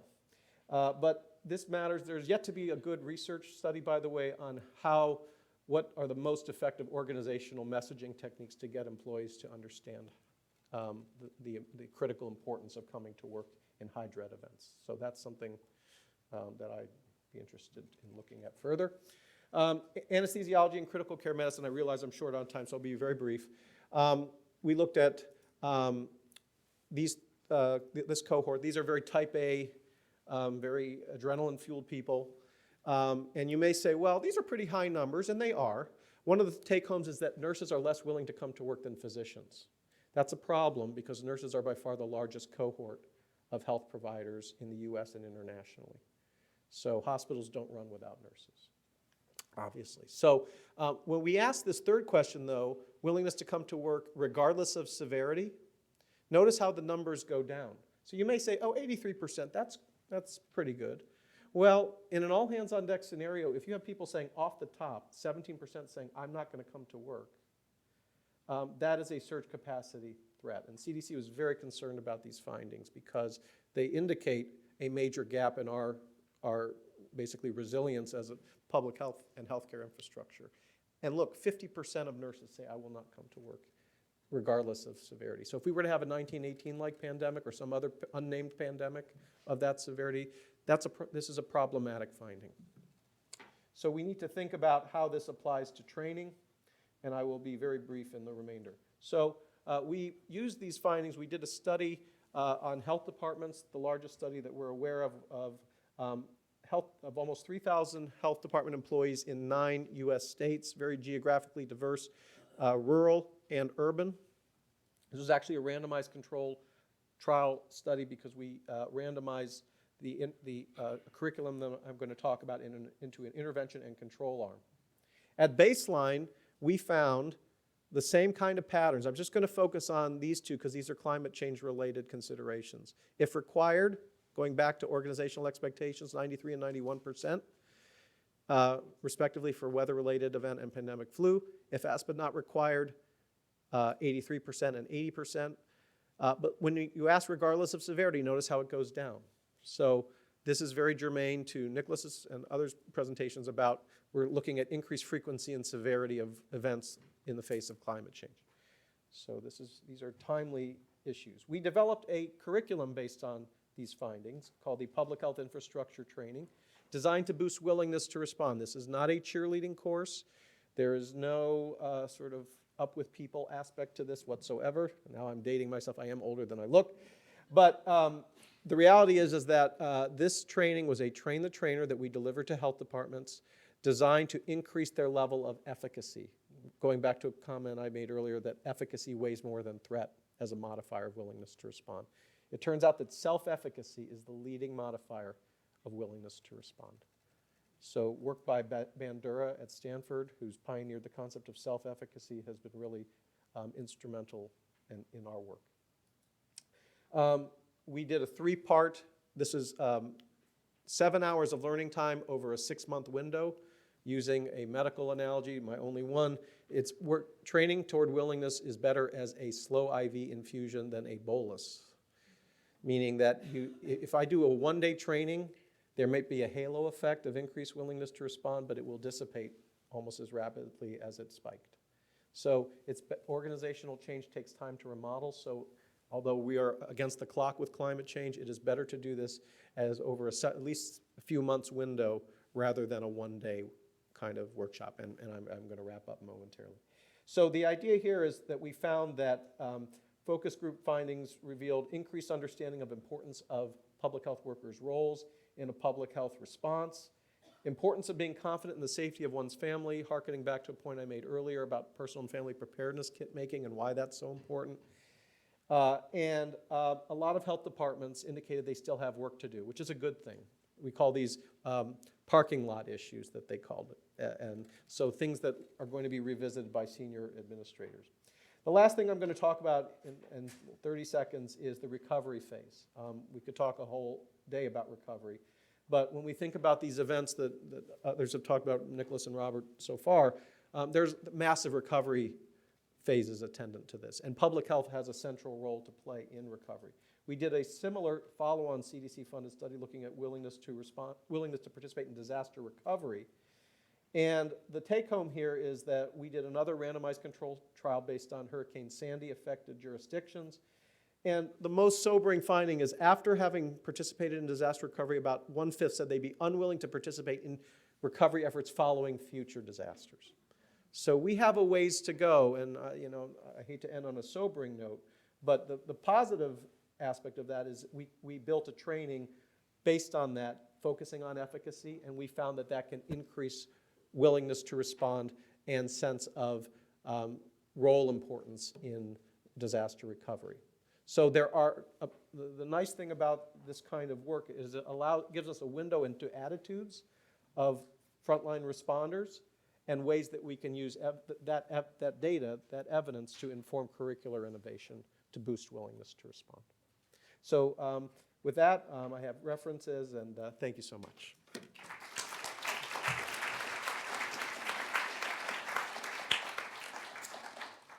minutes to have a few questions, if somebody's got one.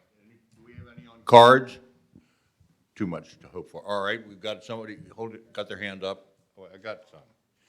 Let me do these first. Let me get the people who wrote out their questions. Let me give them.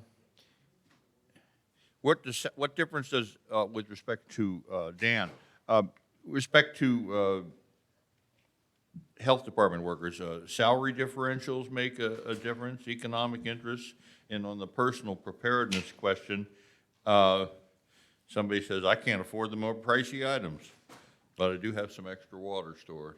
Oh, that's great. Just take a second and say something about both those things. Absolutely. So very briefly, great questions. We found that there was not a difference based on pay level and so forth in our research. So to our surprise, we thought that maybe people with lower pay or people who maybe in clerical and support roles might be less willing.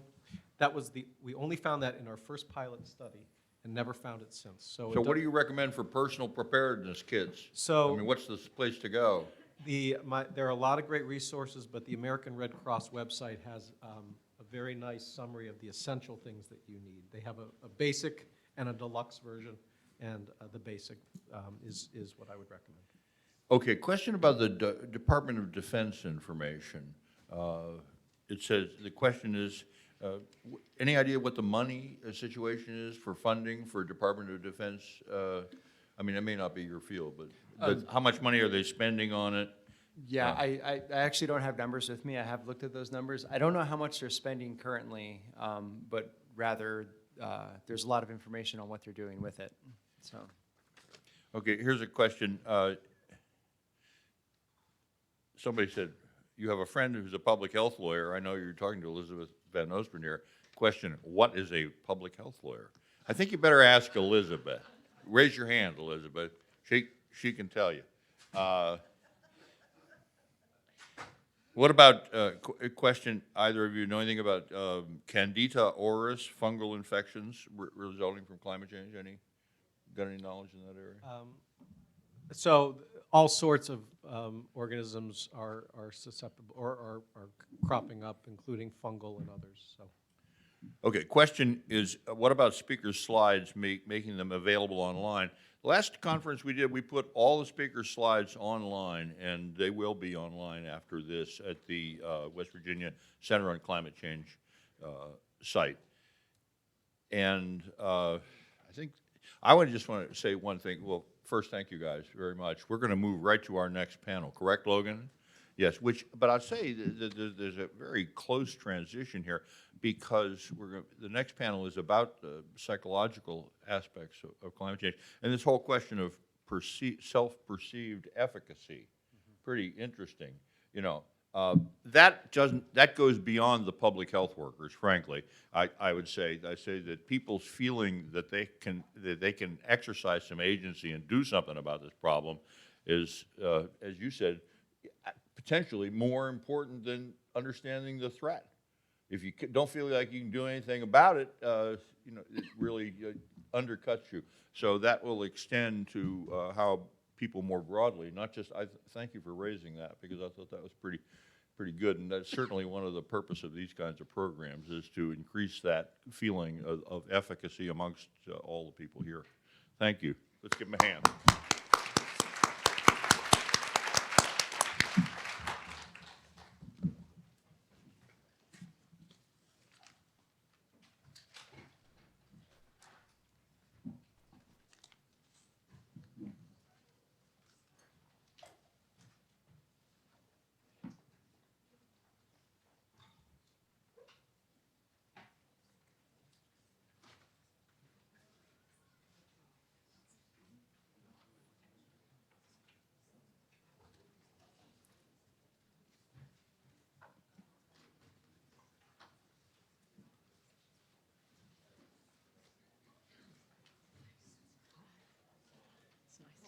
Good to see you.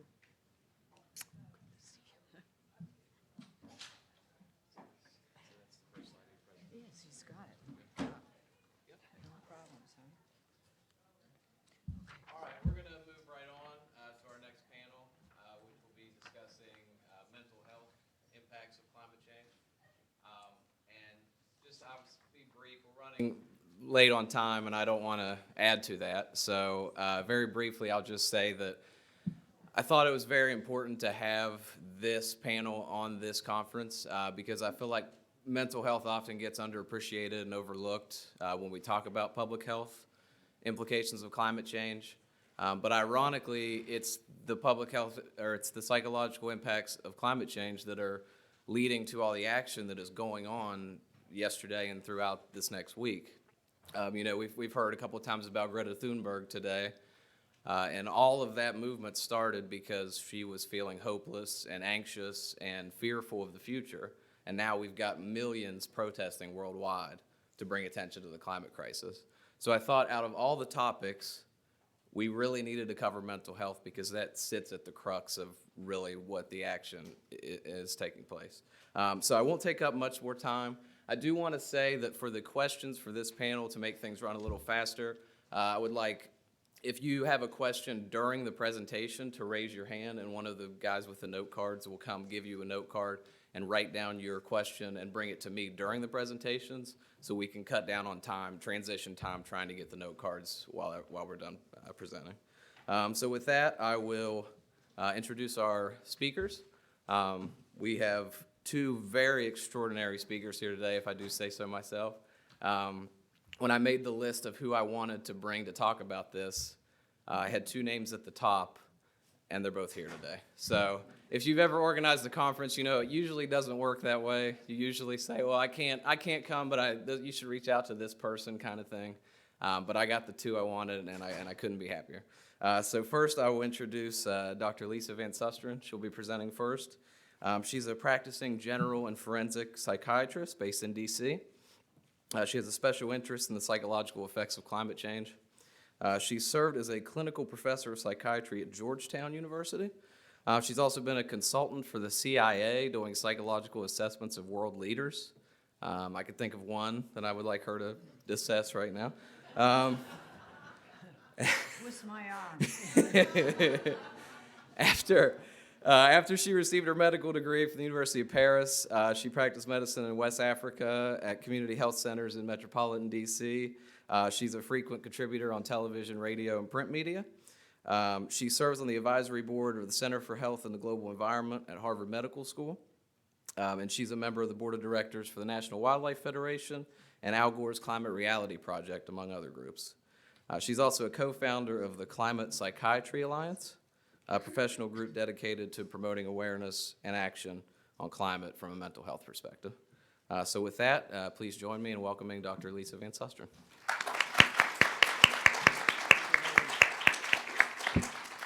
Thank you so much, Logan. I'm just really delighted to be here.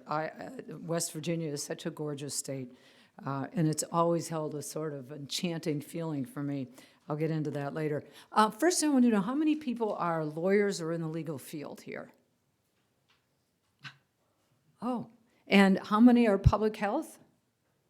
Okay, and what's the rest is just a smattering of people who are in the field who are interested. Is that what most of you are? Okay, good. All right. So I've been asked in the past when talking about climate consequences to tone it down so it isn't so upsetting. My husband used to say I was trying to depress people so I could get more patients. Let me get assurance from you that it's okay if I don't sugarcoat things. Is that it's okay? Okay, good. So I'm indemnified. All right. 100,000 people are homeless in the Bahamas as of 2 weeks ago, and millions of children, as you know, were in the streets yesterday all around the world. We are in an era of consequences now. And truly, not everything that is faced can be changed, but nothing can be changed that isn't faced. When I was a medical student, let's see, there we go.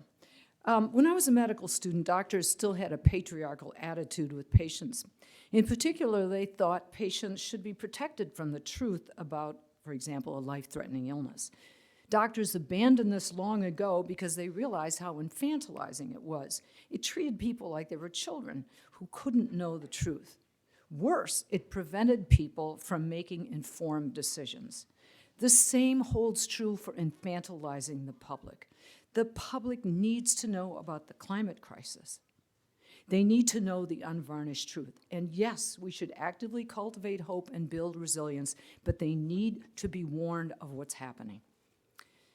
I was asked to give an overview of the human health impacts of climate disruption and I will emphasize what is overlooked and what carries the biggest burdens, while not getting lost in the data at the expense of drawing emotion, because emotional connection is at the heart of what moves people to take action.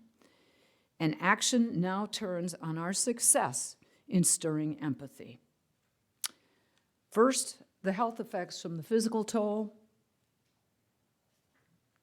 and then we'll move on to the psychological toll, the behemoth really, just making its way into our consciousness, hidden in plain sight.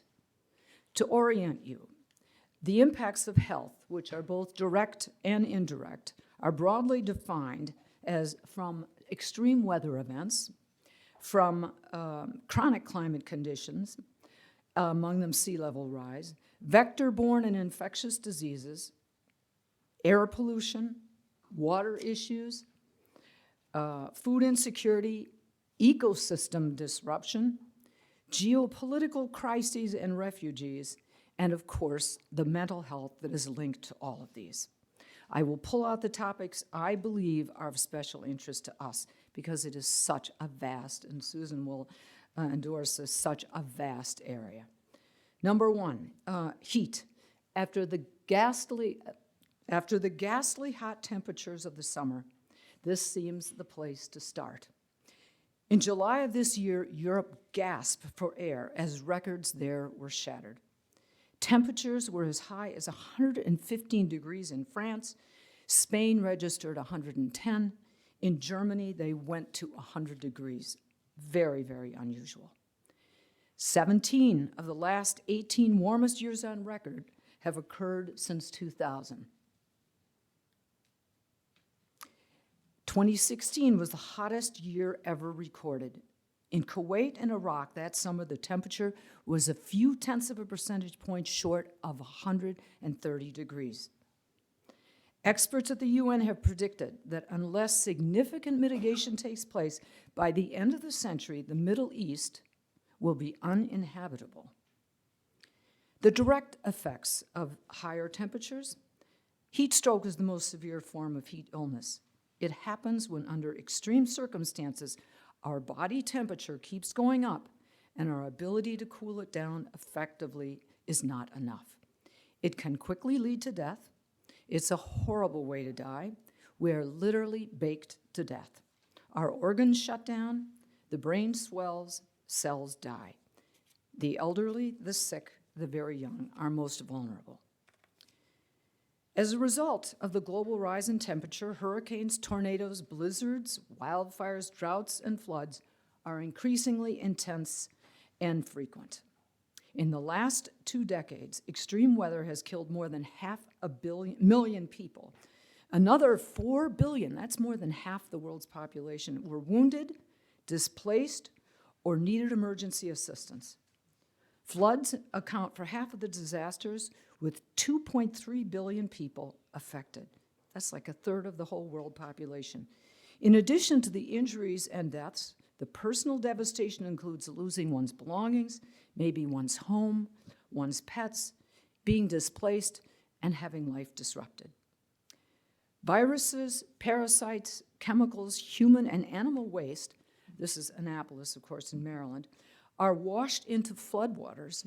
Vectors swarm in it. Exposure to the water puts us in contact with these pathogens. We drink it, bathe in it, clean up in it, and after the waters recede, we live in it. Higher temperatures speed up the chemical reactions that form smog, the stew of pollutants that clouds the sky on a hot summer day. They also favor stagnation of polluted air at ground level, where we breathe it in. Breathing in polluted air is associated with an increase in asthma, lung cancer, respiratory infections, chronic obstructive pulmonary disease, even changes in DNA that cause coronary artery disease, heart attacks, atrial fibrillation, lifelong decreased lung volume in children, one reason wealthy families are moving out of Beijing, ovarian and liver cancers, obesity, diabetes, autoimmune disorders, Polluted air is also a cause of inflammation in brain tissue. It is linked to neurodegenerative diseases, Alzheimer's, Parkinson's, and, oh, I'm losing my slides here. I'm sorry, I went forward rather. I'm going in the wrong direction. Okay, sorry. Parkinson's, and there we go. Parkinson's, Alzheimer's, and amyotrophic lateral sclerosis. Let that register. The smallest particles of polluted air, way over on the right, shows the impact of ultrafine particulate matter. When we inhale, it easily crosses lung tissue and penetrates into the bloodstream, where it is then transported over the entire body. Ultrafine particulate matter causes inflammation everywhere because these alien particles are fought off by our immune system, and that activation causes inflammation. Inflammation is at the heart of most chronic illnesses. Ultrafine particulate matter is neither measured, let alone regulated, anywhere. And yet, it makes up the bulk of the polluted air we breathe. I've said this before to lawyers, and I realize there aren't many lawyers here, but there must be. Isn't there something in the Constitution that says that we have the freedom to breathe without fear?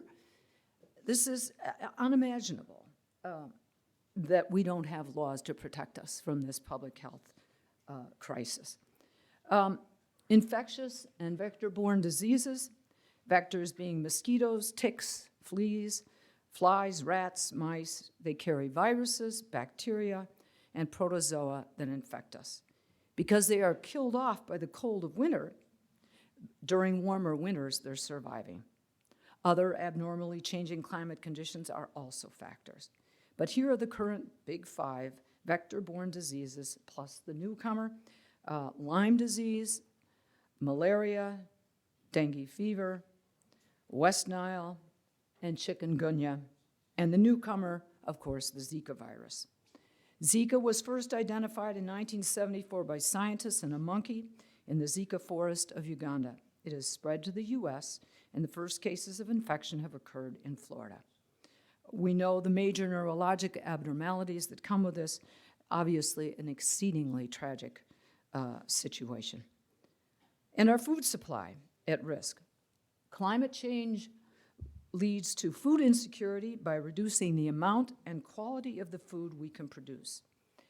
Every 1 degree rise in temperature results in an average 10% decline in food and agricultural output. And that 1 degree centigrade is, as most of you know, a little bit less than 2 degrees Fahrenheit. The price of food goes up. In parts of the world, think of this, where 80% of the income goes for food, shortages and higher prices upend communities with fighting, rationing, and the stress of hunger. High levels of CO2 lower nutrients such as iron, zinc, magnesium, and protein in exactly the world's crops the world's poor mostly depend on. This micronutrient deficiency can cause mental retardation in children, severe protein deficiency, including kwashiorkor syndrome, which can be deadly. When I was a doctor in Africa, I saw children with kwashiorkor. You don't forget it. Food insecurity damages our health, fractures communities, and destabilizes government. Water and sea level rise. Tens of millions of Americans live on coastlines where sea level could rise as early as 2060, by 10 feet. High levels of CO2 in the atmosphere dissolve into oceans, causing acidification, hampering the growth of key species of the food web, including the ocean's nursery, the coral reefs.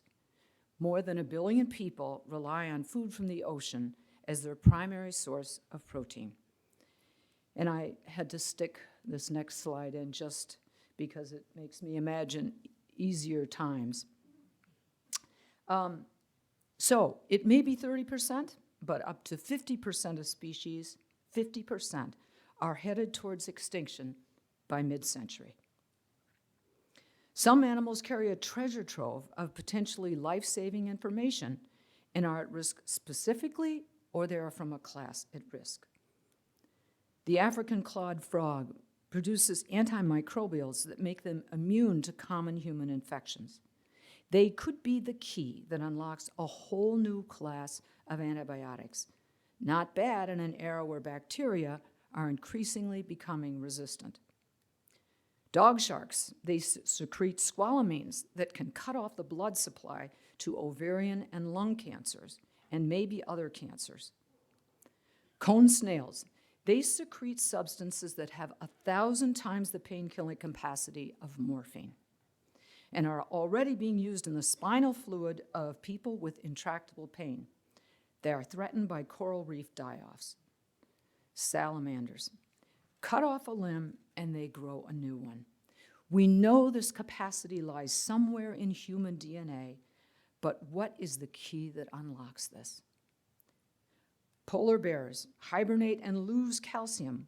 Think osteoporosis, because when they are back on their feet, calcium goes right back on their bones. How does that work? By the way, it doesn't happen with bears in captivity. It has become a race against time to get the data before some of these species are lost. Generally, the psychological toll.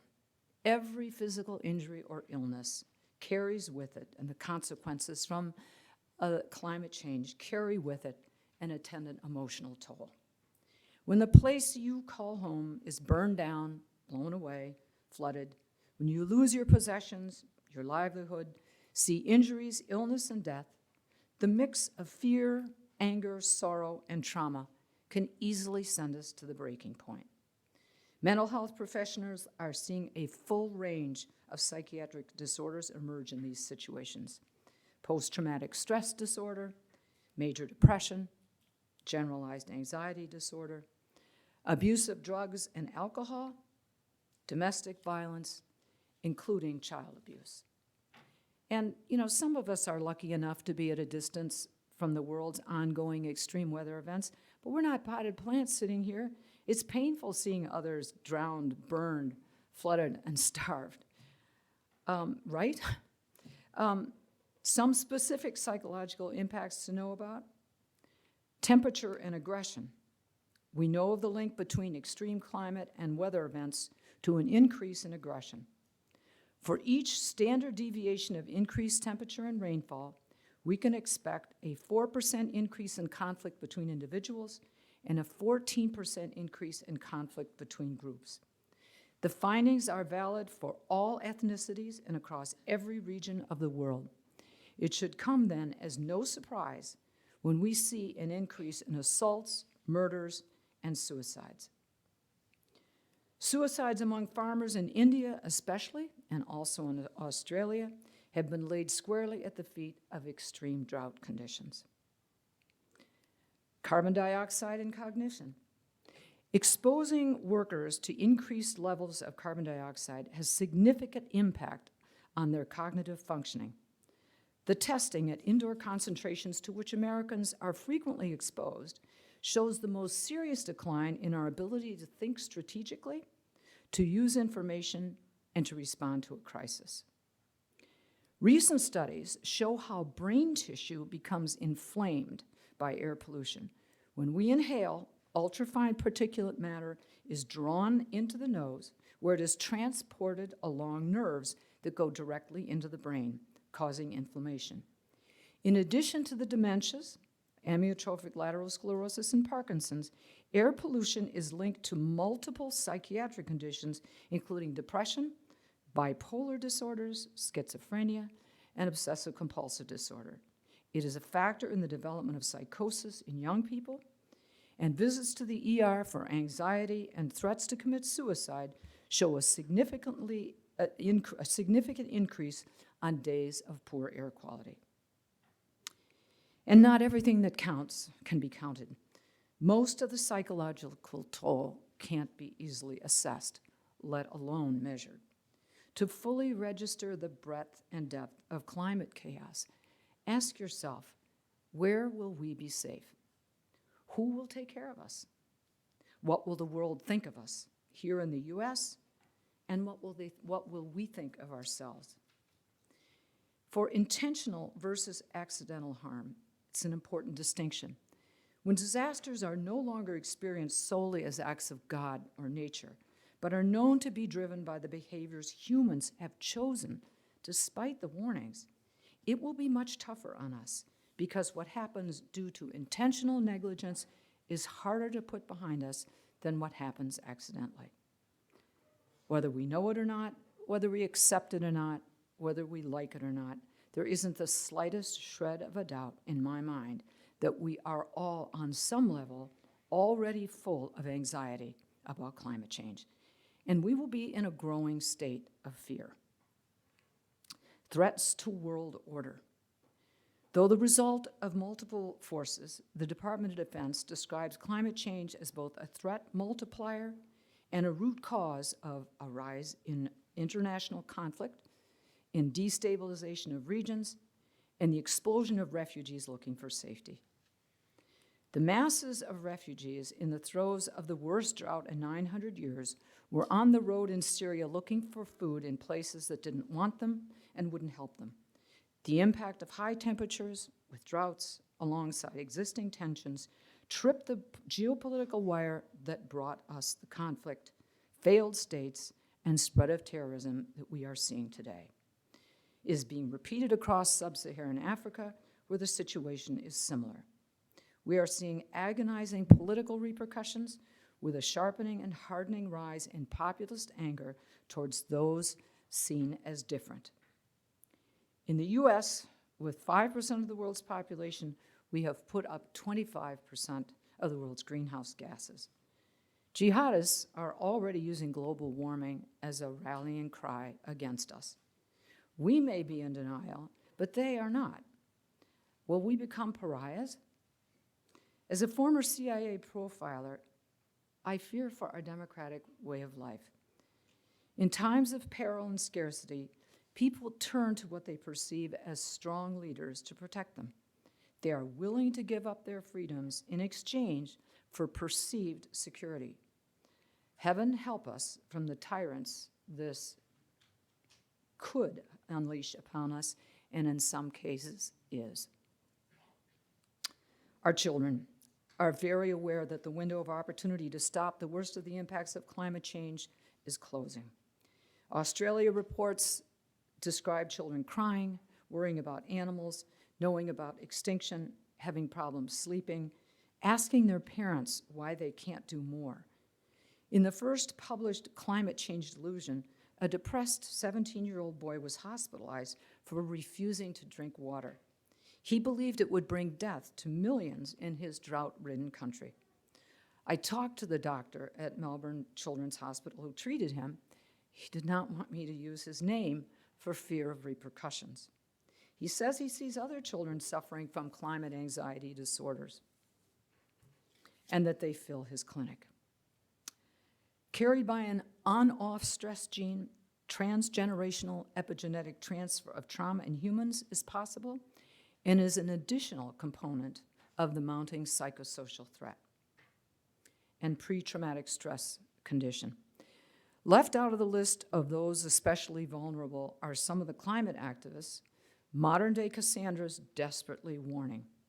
Many of these climate Cassandras, in the grip of images of future disasters they cannot get out of their minds, struggle with a version of the classic PTSD. I have dubbed it pre-traumatic stress disorder. Children are asking, should I have a baby?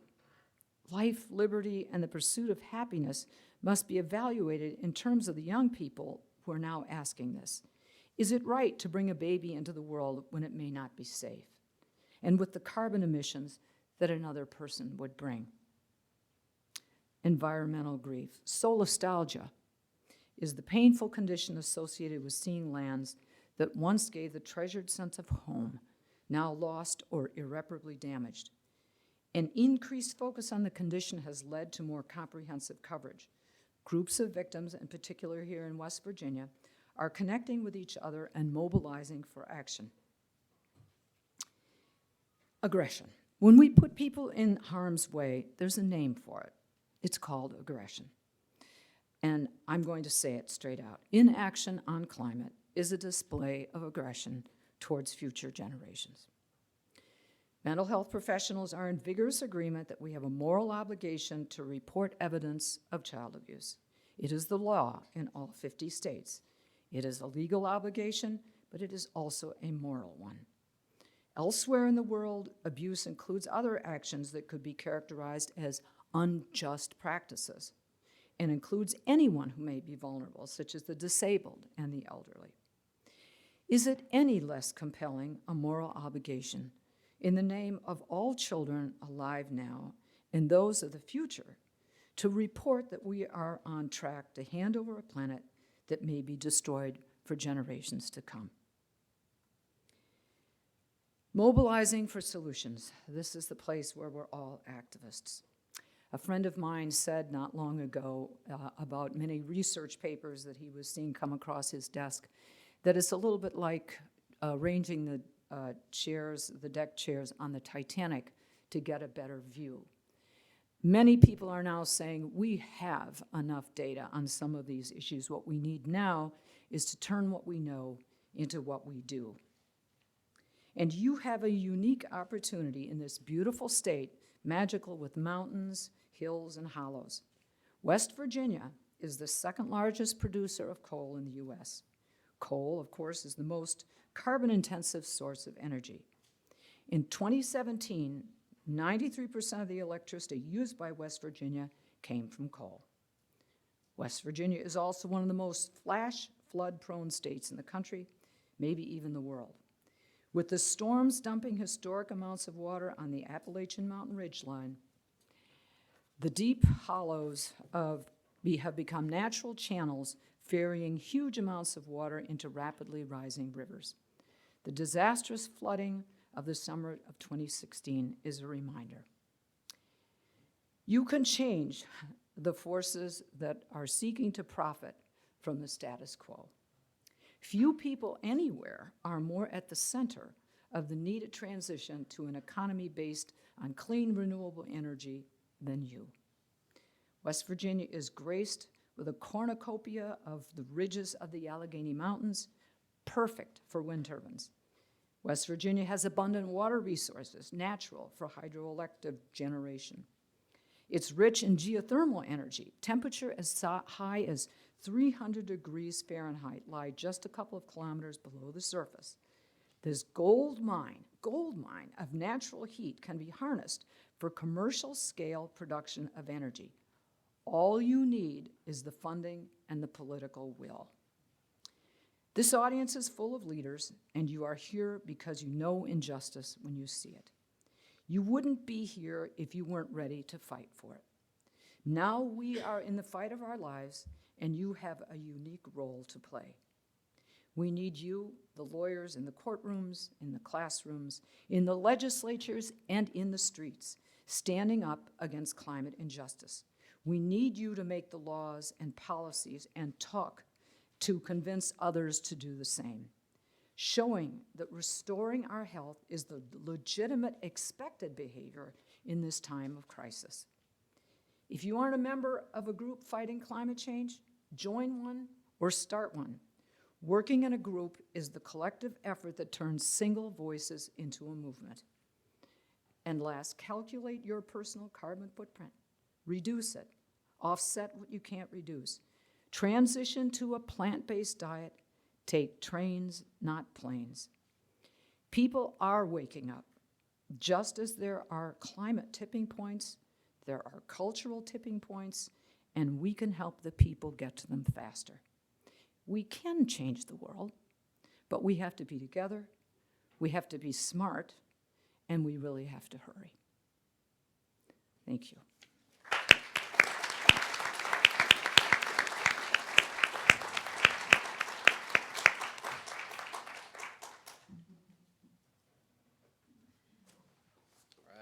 Thank you, Dr. Van Susteren. Moving on now to our second presentation. Oh, and by the way, if you have questions, please get your note cards ready so we can cut down on that transition time. I know you all want to get to lunch, so. I will now move on to introducing our second presenter, Dr. Susan Clayton. She is the Whitmore-Williams Professor of Psychology and Chair of Environmental Studies at the College of Wooster in Ohio. She received her MS and Ph.D. in social psychology from Yale University. You probably know what state that one's in. She's authored or edited 5 books, including Conservation Psychology, the Oxford Handbook of Environmental and Conservation Psychology, and Identity and the Natural Environment. She co-authored the American Psychological Association reports on psychology and global climate change and psychological impacts of climate change. She's a fellow of the American Psychological Association and of the Society for Psychological Study of Social Issues, of which she is also president. Her current research focuses on the implications of climate change for psychological well-being, so she fits perfectly in here today. Please join me in welcoming Dr. Susan Clayton.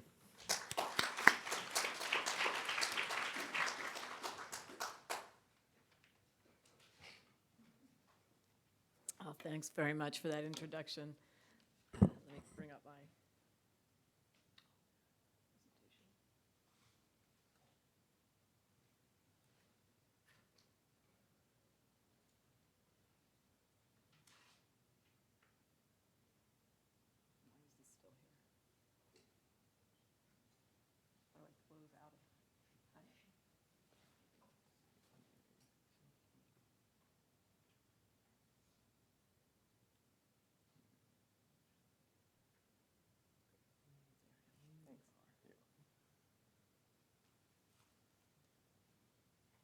I'm a Mac person. All right, and I will try to go quickly through some of the things I had to say that are very similar to what has already been said, so that maybe we can catch up on our time a little bit and not be late to lunch. I like to start by showing some pictures of climate change so we can really have this visual sense of why and how they might be affecting people's well-being. From floods to droughts, melting glaciers, which are not affecting most of us personally, but which are affecting a lot of people around the world. And of course, wildfires, which we saw as recently as last summer. It's important to look at the effects of climate change on health, which is one reason I'm so delighted to see and be a part of this conference. That's a message that I think 5 years ago was very much being underrepresented in the media. But thinking about health makes the issue much more immediate and personal for people than thinking about this very big issue of a changing climate. Also, it's an argument that everybody can respond to. So health is not a right-wing issue or a left-wing issue. It's an issue everyone cares about. And of course, we need to understand what the health impacts are so that we can prepare, we can get ready and minimize some of the negative impacts.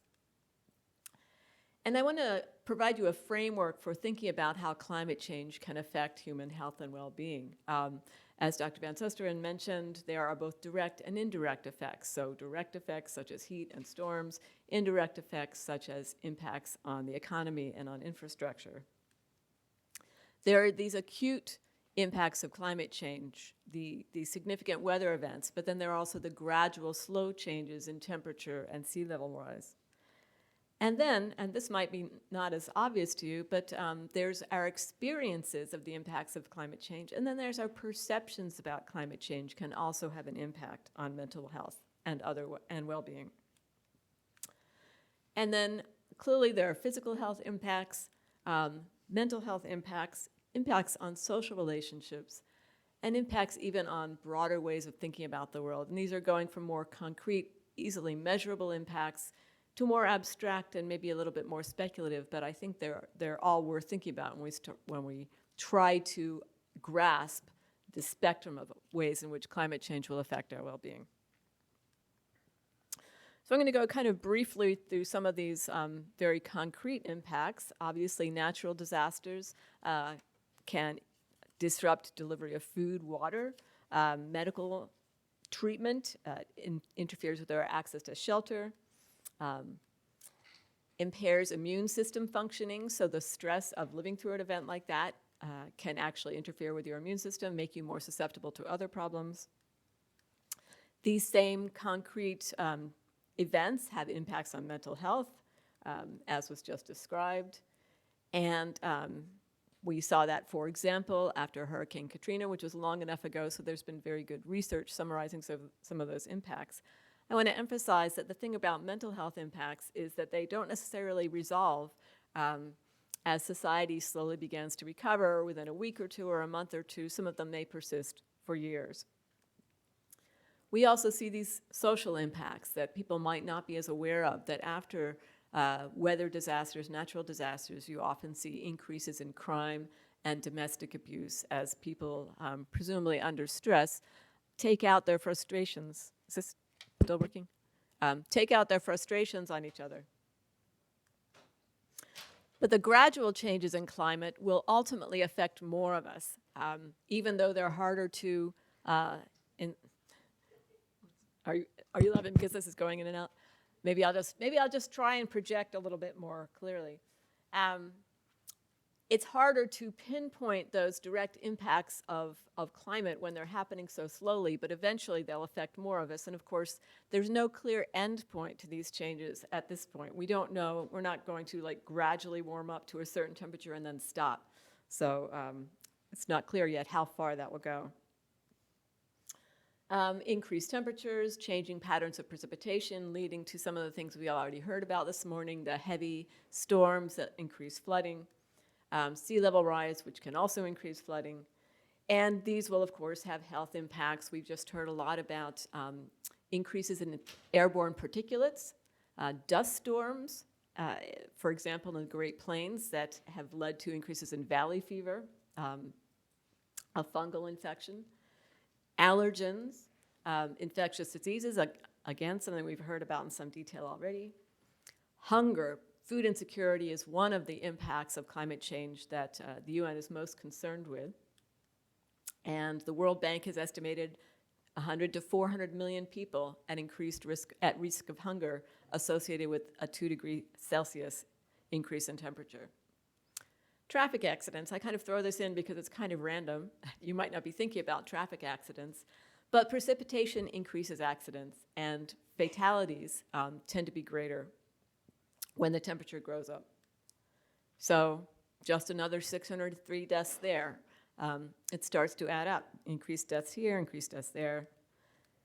Of course, these higher temperatures also have psychological impacts. So suicide goes up, hospitalization for mental illness, aggression, and school performance goes down. People do not perform as well when they're cognitively, when they're overheated. There are community impacts of increases in heat. Again, violence and crime, interpersonal aggression, and potentially decreased social cohesion. People aren't as nice to each other when it's hot. That's just a finding. And then you think about the indirect effects of these changing climatic conditions associated with economic difficulties, damage to infrastructure, and of course environmental degradation, which may, well, in fact will, and already is beginning to increase the number of migrants. And we all see it. Of course, migration is associated with threats to physical health, but also with social disruption. So I want to say a little bit more about effects on perceptions. Because this is a little more abstract and something that has not been discussed as much. But thinking about climate change is associated with anxiety, with uncertainty, with threats to our own personal sense of identity, with losses of place, and with community. So clearly, anxiety about the future can lead to senses of hopelessness and suicide. And again, among farmers, we're already seeing increased rates of suicide associated with these changing climatic conditions. Uncertainty itself can be a source of stress. And this is kind of interesting because you see now that it's not just a response to the physical climate changes, but to the social changes associated with the changing climate. That as individuals, we feel maybe out of control. We don't know how to live our lives as well as we did due to the changing circumstances. We don't know maybe when to plant our gardens, or we don't know whether we should move to Florida or whether Florida should be avoided. There's anxiety about the fact that nobody knows for sure exactly how much change and in what way will happen in any particular location. So we can say we have these wonderful models, but what's going to happen right here in Morgantown in 2060? Nobody can tell you that. So there's that unpredictability also is a source of anxiety. And then there's tensions between groups, and this is related to what I said about the threats to social cohesion. Part of it is that we have, of course, this extreme disagreement about what things mean. If there's a storm, does that mean climate change, or is it just a big storm? We heard people, even as recently as last winter, saying, oh, it's really cold, therefore climate change clearly isn't happening. So we have these social disagreements about how to interpret the things we are all encountering. And then the inequality and inequity associated with climate change is also a source of social tension. And I know some of you have encountered this, I know I have, where people around the world are saying, hey, your country is responsible for most of the problem, and yet my country is experiencing a lot more of the effects. That's not fair. So that is not a good basis for social harmony. Then the threats to identity are something that I think is really interesting and potentially disturbing. If you think about how do we define ourselves, we might define ourselves through our jobs, the places where we live, the ways we live our lives, our ability to have control over our lives, and all of those things are threatened by climate change. So not for everybody, but for many people, they are facing threats to their occupations, particularly farming and ranching families. And I have this quote from the New York Times because I think it summed it up by calling it an existential threat.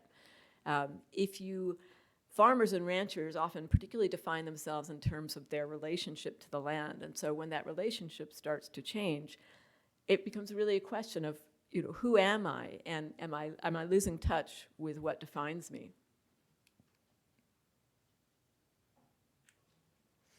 Indigenous communities also losing that sense of identity. And we haven't talked about this yet today, but Indigenous communities are particularly threatened. Many of them tend to live in very geographically vulnerable areas. And they can't do some of the things. They can't continue to practice some of their traditional ways of life, which undermines their cultural identity and their social network. And some research has been done showing that this weakens the networks, increases conflict, and has been associated with increases in substance abuse. Their way of life is threatened, and this is just to show you some examples. This one, the bottom one, is down here in Louisiana, down here in the lower 48, in Louisiana, where, as I'm sure many of you know, the coast is eroding, and due to climate change, due to bad land management practices. And so people who live in these coastal communities, that they're just being totally flooded, and in fact, some of them have gotten government money to resettle, but they don't want to just move away. The top picture shows a community in Alaska where, because of the thawing permafrost, the communities are actually subsiding. They're being washed away due to coastal erosion, and they too have had to move. And these are communities that feel very, very tied to particular geographic areas. They have a long history there. So they're losing that cultural identity, and of course that's happening around the world. There's this environmental grief that you just heard about. People feel sad when places they love go away. The term solastalgia has been used to describe that lack or the loss of solace due to bonds to places that matter to you. And some of these quotes from people who have been through extreme weather events, I think, describe that. It's depressing when your gardens die, you've got dust at your back door. Or when you lose your house, you learn everything is temporary. And as a psychologist, when I hear somebody say, you learn everything is temporary, I think a really fundamental shift in perceptions is going on there, and not a happy one. So people are losing their sense of place identity. And another quote from the New York Times, which I think sums it up very clearly, if you define yourself as the people of the lake and you have no lake, who are you? What does that mean about your identity? And of course, you don't just lose your place identity, you might literally lose your place. And this was a very recent statistic. First half of 2019, 7 million people were displaced by extreme weather events. Some of them will be able to go back, many of them won't. So they have lost a place that in many cases was important to thinking about themselves and who they are. And then I really want to emphasize the inequity. So the poorest countries will suffer the most impacts, and within a country, the poorest communities will suffer the most. I think you can all see why that is. You can be vulnerable because you're in a geographically vulnerable area, more susceptible to sea level rise or more susceptible to drought or flooding. You can be economically vulnerable because money can help protect you from the impacts of climate change. You can buy bottled water, you can buy air conditioning, you can buy a new home. You can be socially vulnerable. Some people, by virtue of their social status, are going to be more impacted by climate change. They maybe have less access to the information and resources they need to cope and prepare for these climate change events. And some people are just literally more physiologically vulnerable because their bodies are more vulnerable. And we know this is true, for example, in the elderly being more vulnerable to heat. In many cases, those suffering from mental illness are also more physiologically vulnerable because some psychoactive drugs interfere with your ability to regulate your body temperature. And I really want to highlight the emphasis on children.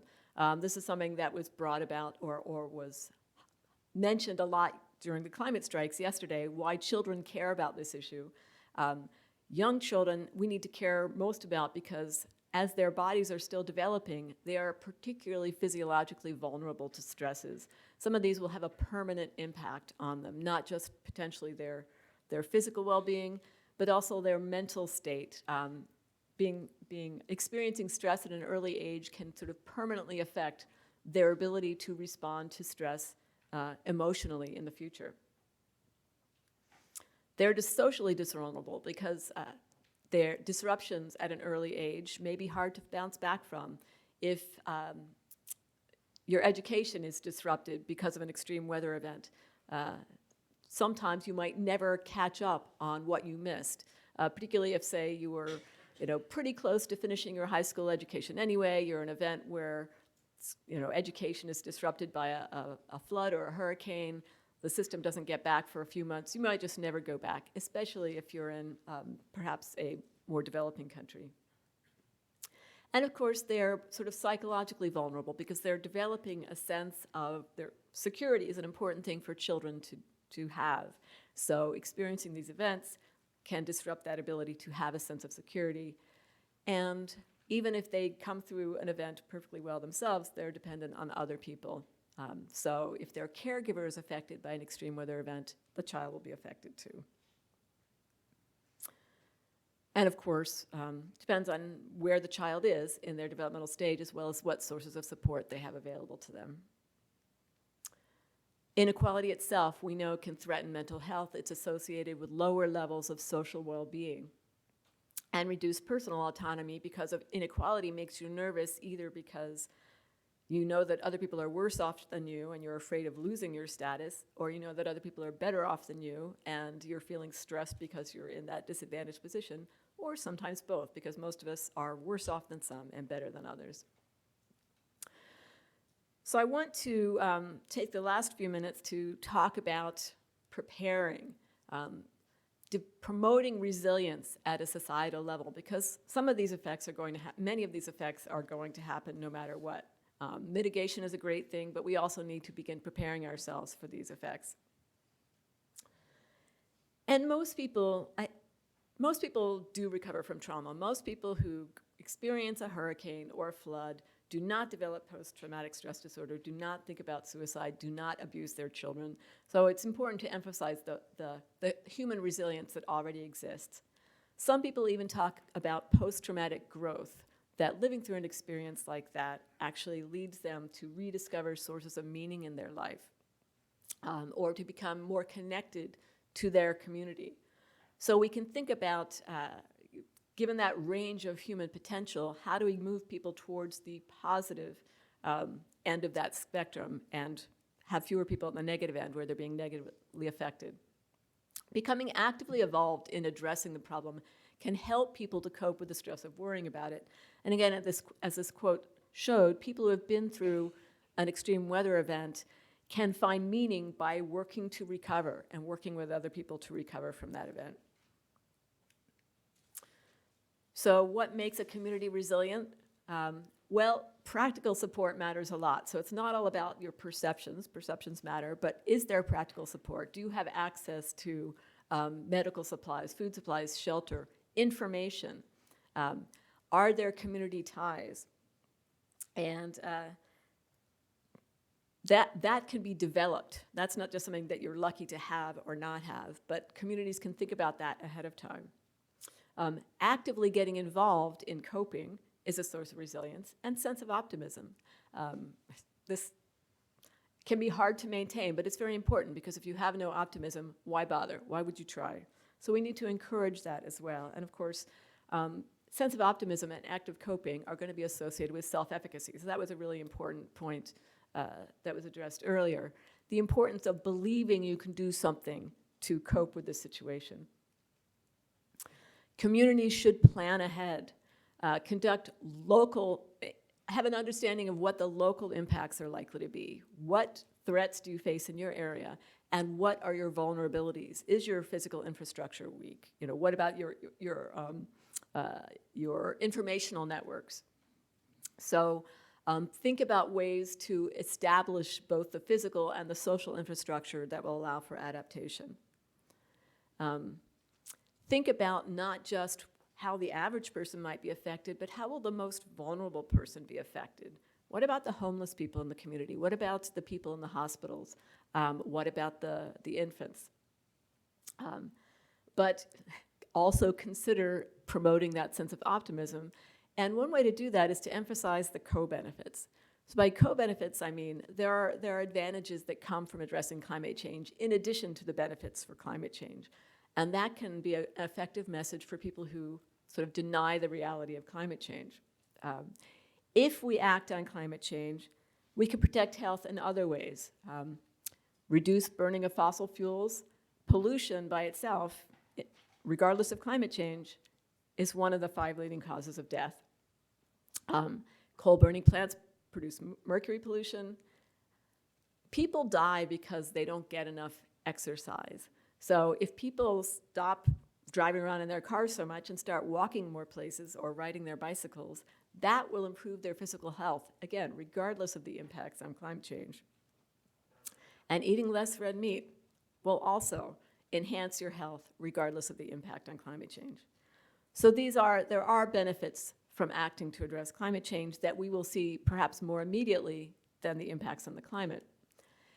And we need to remember that the environment itself is a source not just of potential threats, but also resilience. So if we kind of get out there and enjoy, and I know this is something that West Virginians are, I think, famous for, enjoy the natural environment. That can actually reduce your stress levels. It can increase the rapidity with which you recover from surgery. It's associated with less stress, more positive emotions. In some research suggests it's associated with more positive social interactions. And this, in turn, can benefit your health indirectly by reducing your risk for heart disease as well as your risk for depression. So I'm going to close by just saying that if we think of well-being, it's not just about health. It's not just about health, and health is not just about the absence of disease. So it's not just about avoiding PTSD. It's not just about avoiding lung cancer. It's about maximizing well-being. And I think one way I maintain my sense of optimism is to recognize that climate change is encouraging us to re-examine our way of life as individuals and our way of life as a society. And there are things we could do better. Again, regardless of climate change, things we could do to improve our own level of physical activity, our own mental health, our own social connectedness. And climate change might force us to engage in that examination and change our society in ways that enhance our well-being. So my last slide, this is a quote from the Lancet, a medical journal. They say, countries should shift from considering climate change solely as a threat to embracing the opportunity to respond to climate change as an opportunity for human health and well-being. And thank you, I'll end there.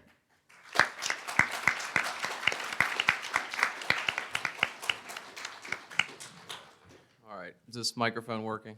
Let's see, make sure we're working here. I have a couple questions here, and then we will dismiss for lunch. I think we're doing a little better on time now. So first question for both of you. To what extent does the increased urbanization seen globally over the past century relate to a loss of identity and connection with urban folks in relation to environmental issues such as the climate crisis? Well, it's a difficult thing to measure, of course, but I think that it does play a big role. We know that people who have grown up in more natural rural environments tend to feel a stronger sense of connection to the natural world, which is associated with environmental protection and pro-environmental attitudes. I think for a lot of urban residents, they do feel that environmental issues are farther away, more distant, less personally relevant. So that's one reason stressing the connection to health can enhance that feeling of personal involvement. But another way of doing that is to, and I think cities are moving in this direction, not have nature be something that just is outside the city, but to bring more nature into the city to allow, because more and more people are going to live in cities, so allow them to have those opportunities to connect with nature in urban settings. I think we have to look also at what causes people to move into the cities, and very often, certainly in third world countries, and it's what prompted the civil war in Syria, is that people couldn't survive anymore in rural areas, no water or other issues, and so they flood into a city where they're not wanted and where existing tensions continue to bubble up until conflict breaks out. So we're seeing many areas in the sub-Saharan and other places in the Middle East where this is a huge problem. On the positive side, in some instances, in places like, if you look at New York City, because it's such a densely populated place, the actual per capita carbon footprint is down because people aren't traveling long distances and they live in high rises. And so there are some advantages, but it very much depends on what city or what place you're looking at. But certainly the demographic and looking at why it's happening is a critical factor in assessing the answer to that question. Alrighty, next question, also for both of you. This one says, in West Virginia, climate change is often seen as an elitist issue. Health impacts are never acknowledged, just job security. What are some ways that we can change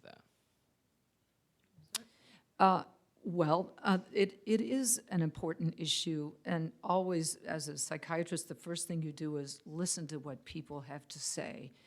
And you validate their feelings. You never deflect them or waft them away. So it's very important to understand and to reflect the huge cultural change that is occurring in West Virginia as a result of a different sources of energy and of a need to transition to clean, renewable energy. So one of the things that has been talked about is that you don't always have to talk about climate change. What you can do with people who are resistant, and brain scans show that if you try to press people with data who disagree with you, their opinions just become stronger. So you're not going to get there. One way to do it is simply to address what's positive. And we talked about this earlier, about the climate, the benefits, not mentioning climate, but the benefits of cleaner air. Looking at West Virginia as a potential model, still such a beautiful, lush area, and to preserving what you have here, and speaking more in terms of what you stand to lose by leaving opportunities on the table to transition to clean, renewable energy. It doesn't work to beat people over the head. You got to go through the back door. Yeah, I will totally agree that you don't want to try to convince them. You want to understand the basis for their argument, and certainly there are instances in which environmentalism has a history of being elitist. But right now, and in fact historically, the people who are most affected by environmental problems are the people who are poorer and disadvantaged. So emphasizing the ways in which their interests are at risk and could be helped by attending to some of these environmental problems would hopefully be an effective message. And just one other thing, the cultural aspects. We have to understand that if many of the people around you believe one thing, you're not going to disagree with them. So there's cultural pressure to agree with the people around you. But once you get enough people speaking out, and they say, 3%, 10%, once you get a certain number in the population saying something, the tipping point can sometimes be reached, and then you get a cultural change that happens much more quickly than you could ever have imagined. Thank you very much. I have a question that one is for each of, two questions, one for each of you. First, Dr. Van Susteren. So you've worked both in academia at Georgetown and in private practice. So what would you say is the main difference in perspectives from the two? Well, it's, one informs the other, so it isn't that there's a hard line difference between the two. And obviously, in an academic situation, you're focused a little bit more on data and on communicating data. In my private practice, I'm hearing people who are experiencing anguish, who are worried about the future, some even in a panic. I get phone calls from people all over the country looking for mental health professionals to help them. And of course, that's not going to happen in a university setting, but they can inform the other, and that is specifically that a group of my colleagues and I have started now a referral list, which maybe when it gets a little bit more populated, which we can share, because if you are hearing of people who are suffering from climate anxiety or climate grief, they need to go to mental health professionals who are climate aware. And this is the list that we are assembling. Thank you. And then this will be the last question because we are running late to lunch here. They will both be sticking around from what I assume, and I'm sure they would be happy to answer any questions if you have any extras after we dismiss here. This one for Dr. Clayton. So you mentioned considering the most vulnerable, which I know is important to people here in the state because we've got to deal with not only the impacts of climate change, but we've got to deal with the impacts of addressing climate change because we've been dominated by the fossil fuel industry in our state economy. So community level action is important for protecting the most vulnerable and considering the most vulnerable, but what can be done at a larger scale to, say, help protect the most vulnerable areas, cities, states? Wow, that's a big question.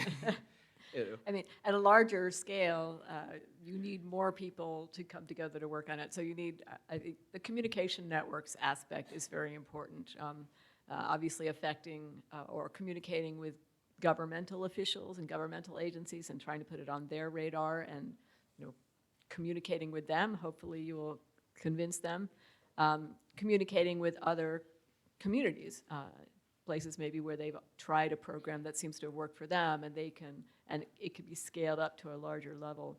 So really getting involved and working with each other and recognizing, part of the problem is time scale. So for people who are worried about whether they can, make their rent at the end of the month, it's a big ask to say, think about even 10 or 20 years into the future. So talking to people about their actual concerns and finding ways to address the really pressing concerns and not just say, well, you're being selfish to think about your own family when we're thinking about the fate of humanity. It's not selfish to think about your own family. It has to come first. So listening, in having this communication where you listen to the people and what they need and then try to find ways of meeting their needs while also addressing the needs of the future. And I think there has to be some sort of top-level organization to allow that to happen, which doesn't have to mean governmental, but it does have to mean at least a group of people who are talking across larger scales. That was a big question, but you answered it marvelously. So I just want to thank you both again for being here. Please, another round of applause for Dr. Van Susteren, Dr. Clayton. Before we dismiss to lunch, I do want to mention that we have some display tables set up outside there in the main hallway. We have Solar United Neighbors, Mid-Ohio Valley Climate Action, Friends of Blackwater, and Citizens Climate Lobby are out there. And we've also got some reports from one of our speakers in the afternoon, Shauna Udvardy from Union of Concerned Scientists. They had a heat report in 2019. There's a couple other, she'll be talking about that report this afternoon. And there's a couple other reports out there as well. And also Delegate Evan Hansen is doing a video conference Wednesday with Tuesday? All right, well, I'm glad you're here, thanks. Tuesday with the Speaker of the House, Roger Hanshaw. They're doing a video conference from the Capitol where they're going to live stream it, and there'll be the chance for students in schools to ask questions about climate change. And with the Republican Speaker of the House in West Virginia being willing to do that, I would say is the definition of turning a corner and talking about West Virginia. So I already blew up his spot, but I do want to mention that we do have two of our great delegates here from Mon County. We have Evan Hansen is here, and Barbara Evans-Fleischauer is also here, and they are wonderful for environmental issues, and we love them very much. So all right, so lunch, we will be going out the double doors there and taking a right, and then there will be a setup, and then lunch will be held in the event hall. Oh, he's so Be back here at 1 o'clock.